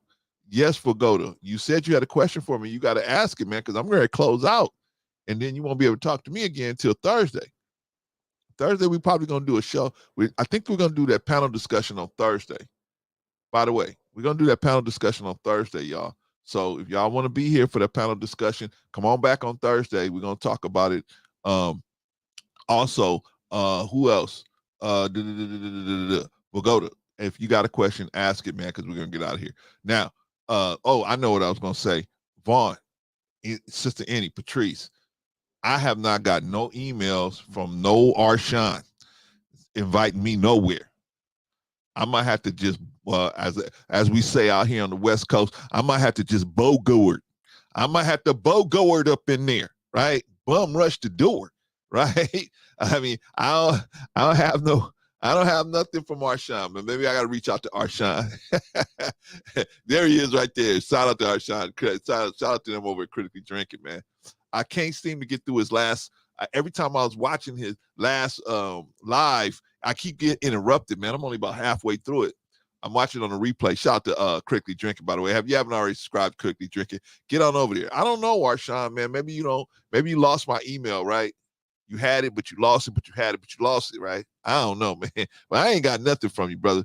So, you know what I'm saying? Yeah, I don't know. I don't know what time. Here the man, here he is. He can tell us himself, right?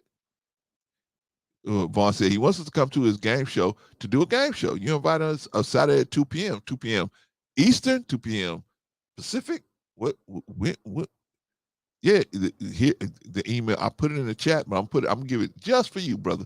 I'm finna give it to you just for you. I'm put it right back out here in the chat, just for you, just for you. Let's see. Here we go. Here's the email right here, brother. Bam, bam. What's happening, Chief? There it is right there. Right? Boom. Right. So there it is, man. So Arshawn can let us know what's going on, and whatever he's sending me, I'll forward to all of you guys. Okay, he said 2 p.m. Eastern. Okay, so that means that's 11 my time, right? 11 a.m. my time. Okay. Vaughn said 2 p.m. my time. He said 2 p.m. Eastern, Vaughn. That's 11 our time.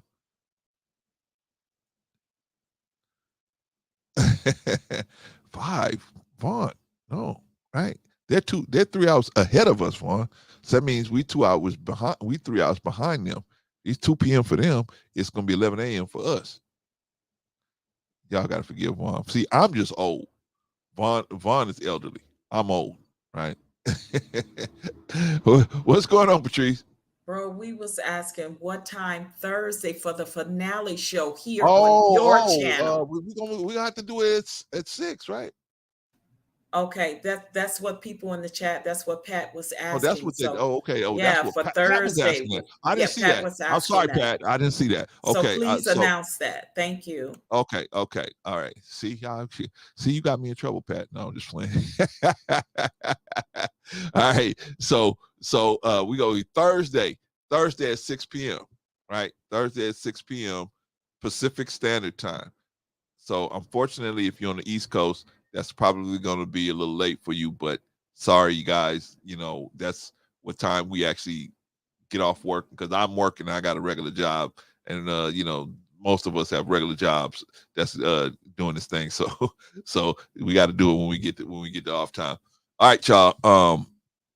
Okay, so yeah, so the next show, and you guys, if you sub and you hit the notification button, you're gonna get notified whenever we're gonna go up, whenever I put a upcoming live stream, you're gonna get notified. So go ahead and hit that. Yeah, that's 9 p.m. Eastern time, Pat. So you know what I mean? But if you subscribe, you're gonna and just hit the notification button, hit all, you'll get notified about everything. Anytime we drop a video, anytime we drop something and whatever, right? And check this out, Pat.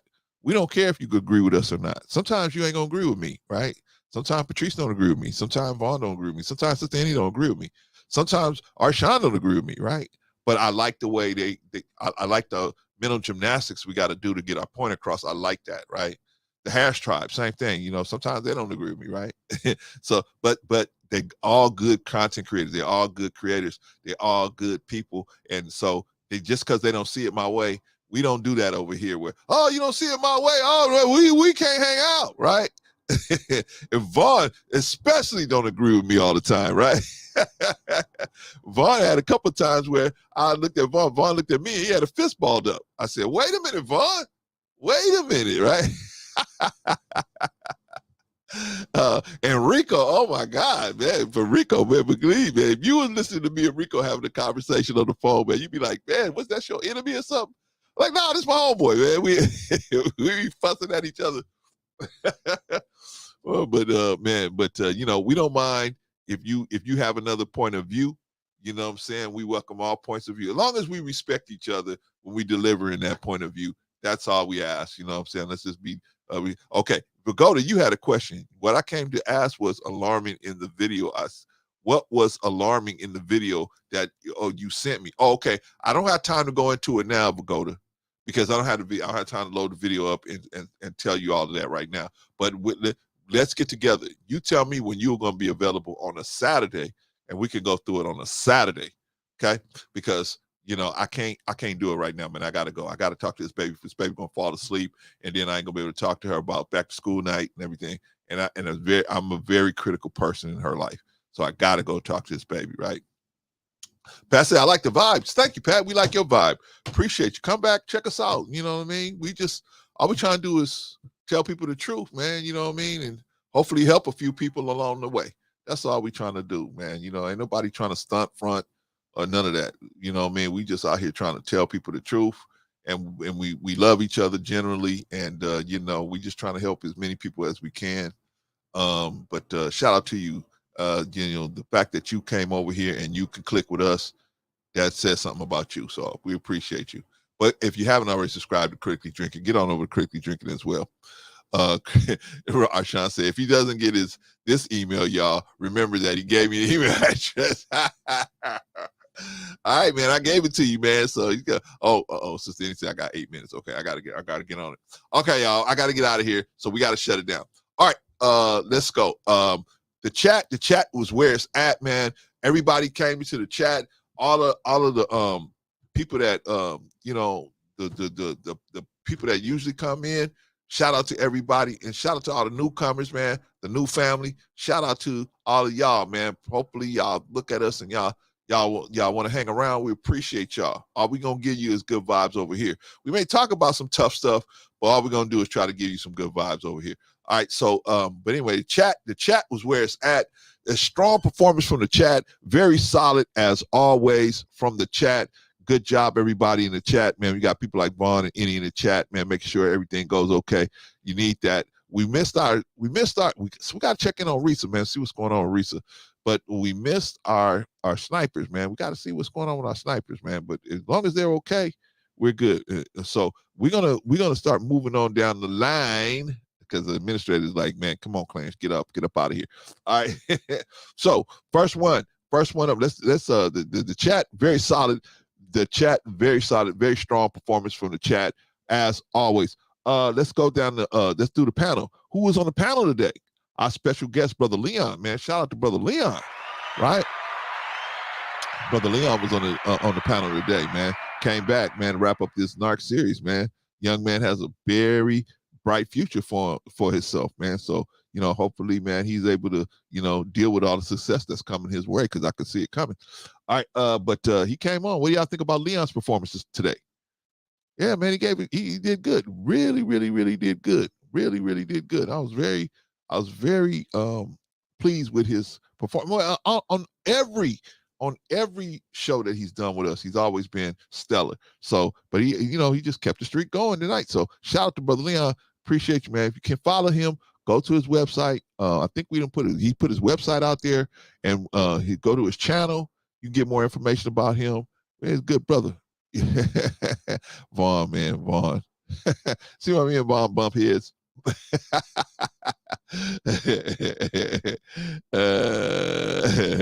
Right. Well, our usual sniper is Sister Annie. I know you a quiet sniper, but no, Sister Annie is the kind.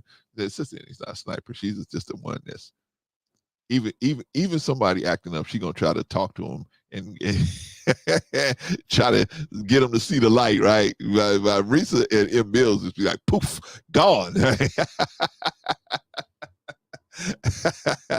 Shout out to Real Life. Real Life said, I'm glad for his transformation and his transparency. We are too, man. We thank God for the brother, and hopefully God, man, will protect the brother as he comes through.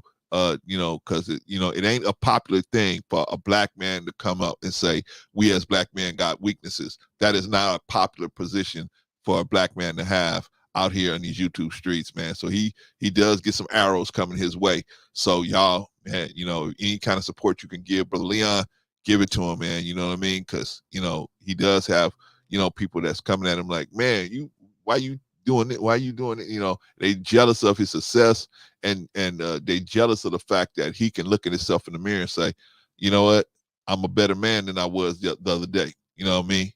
And it's something to be said about that. All right, y'all, we got to keep on moving. We got to keep it moving, man. But Leon did a great job tonight, as always. Go check him out on all his social media, everything, and go get his books.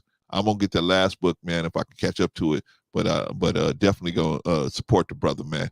All right, but very strong performance for Leon. Very solid as always. As always. What about the EP, the executive producer? What about Patrice? Patrice came up here, man. What do y'all think about Patrice?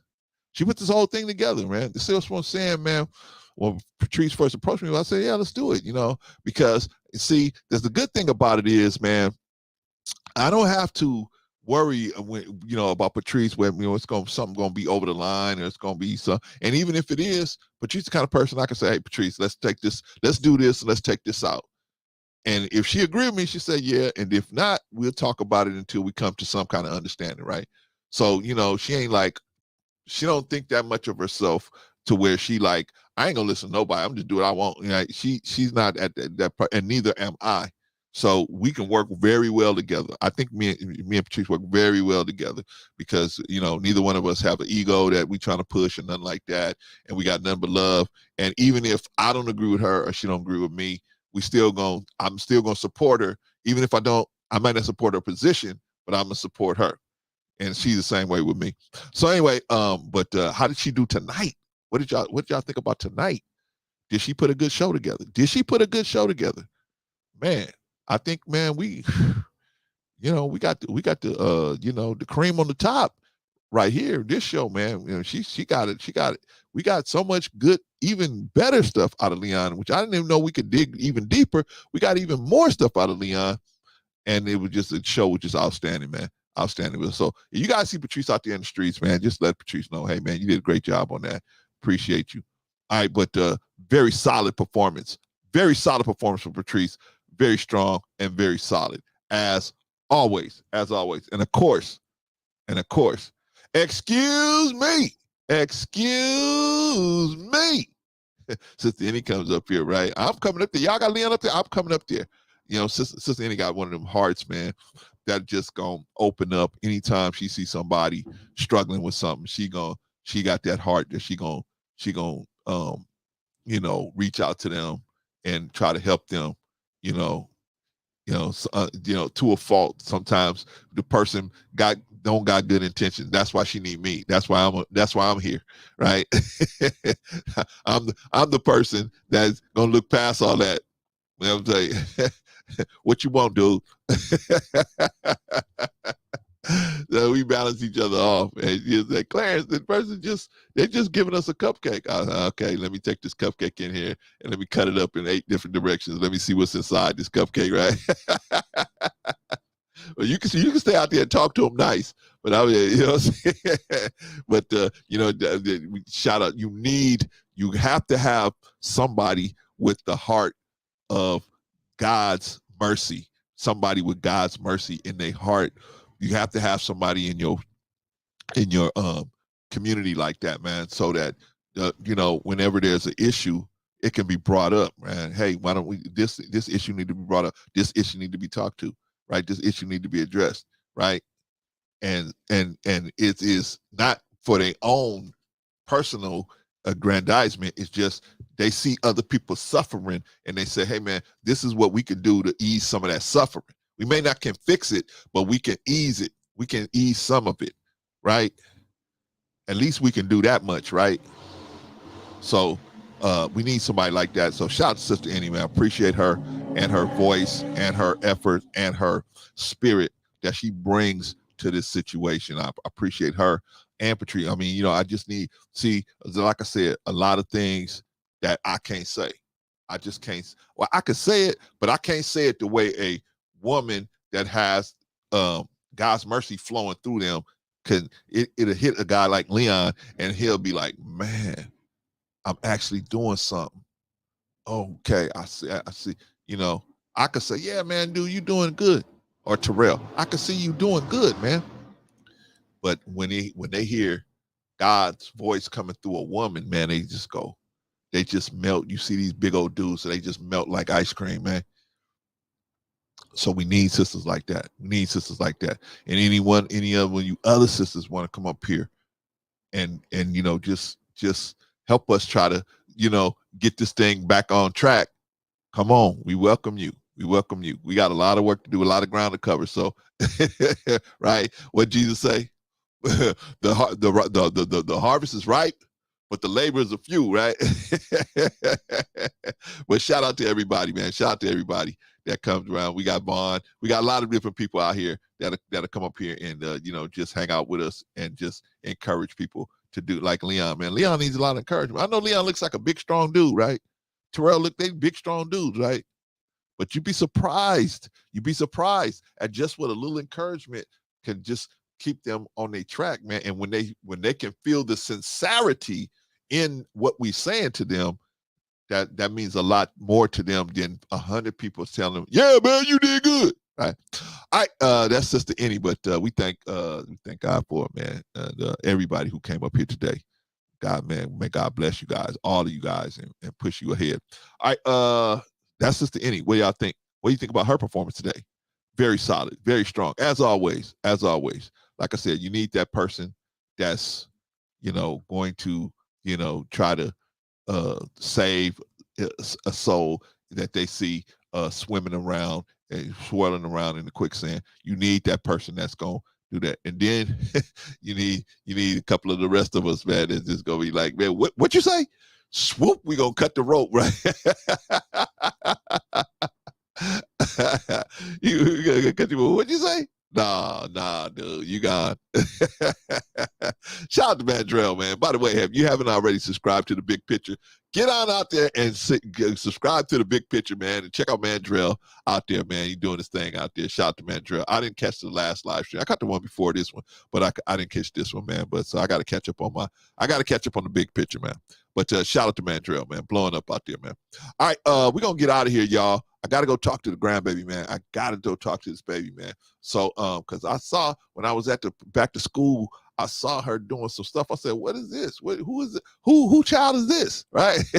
I was like, "What you do?" So I got to go talk to her about being a two-face, right? No, baby, you got to be the same person. Oh, happy birthday, Mandrell, by the way. If it's your birthday, brother, happy birthday. Okay, I think that's everybody. So Thursday, we coming back. We coming back Thursday. We're going to have a panel discussion about narcs, about a bunch of different stuff related to narcs, right? And Patrice got a video for us, right? Patrice got a video for us, so we're going to check that video out, and then we're going to talk. Anybody who wants to be here to talk about it, come on up here. Come on. All right, y'all. Until Thursday, we will see y'all later. Peace.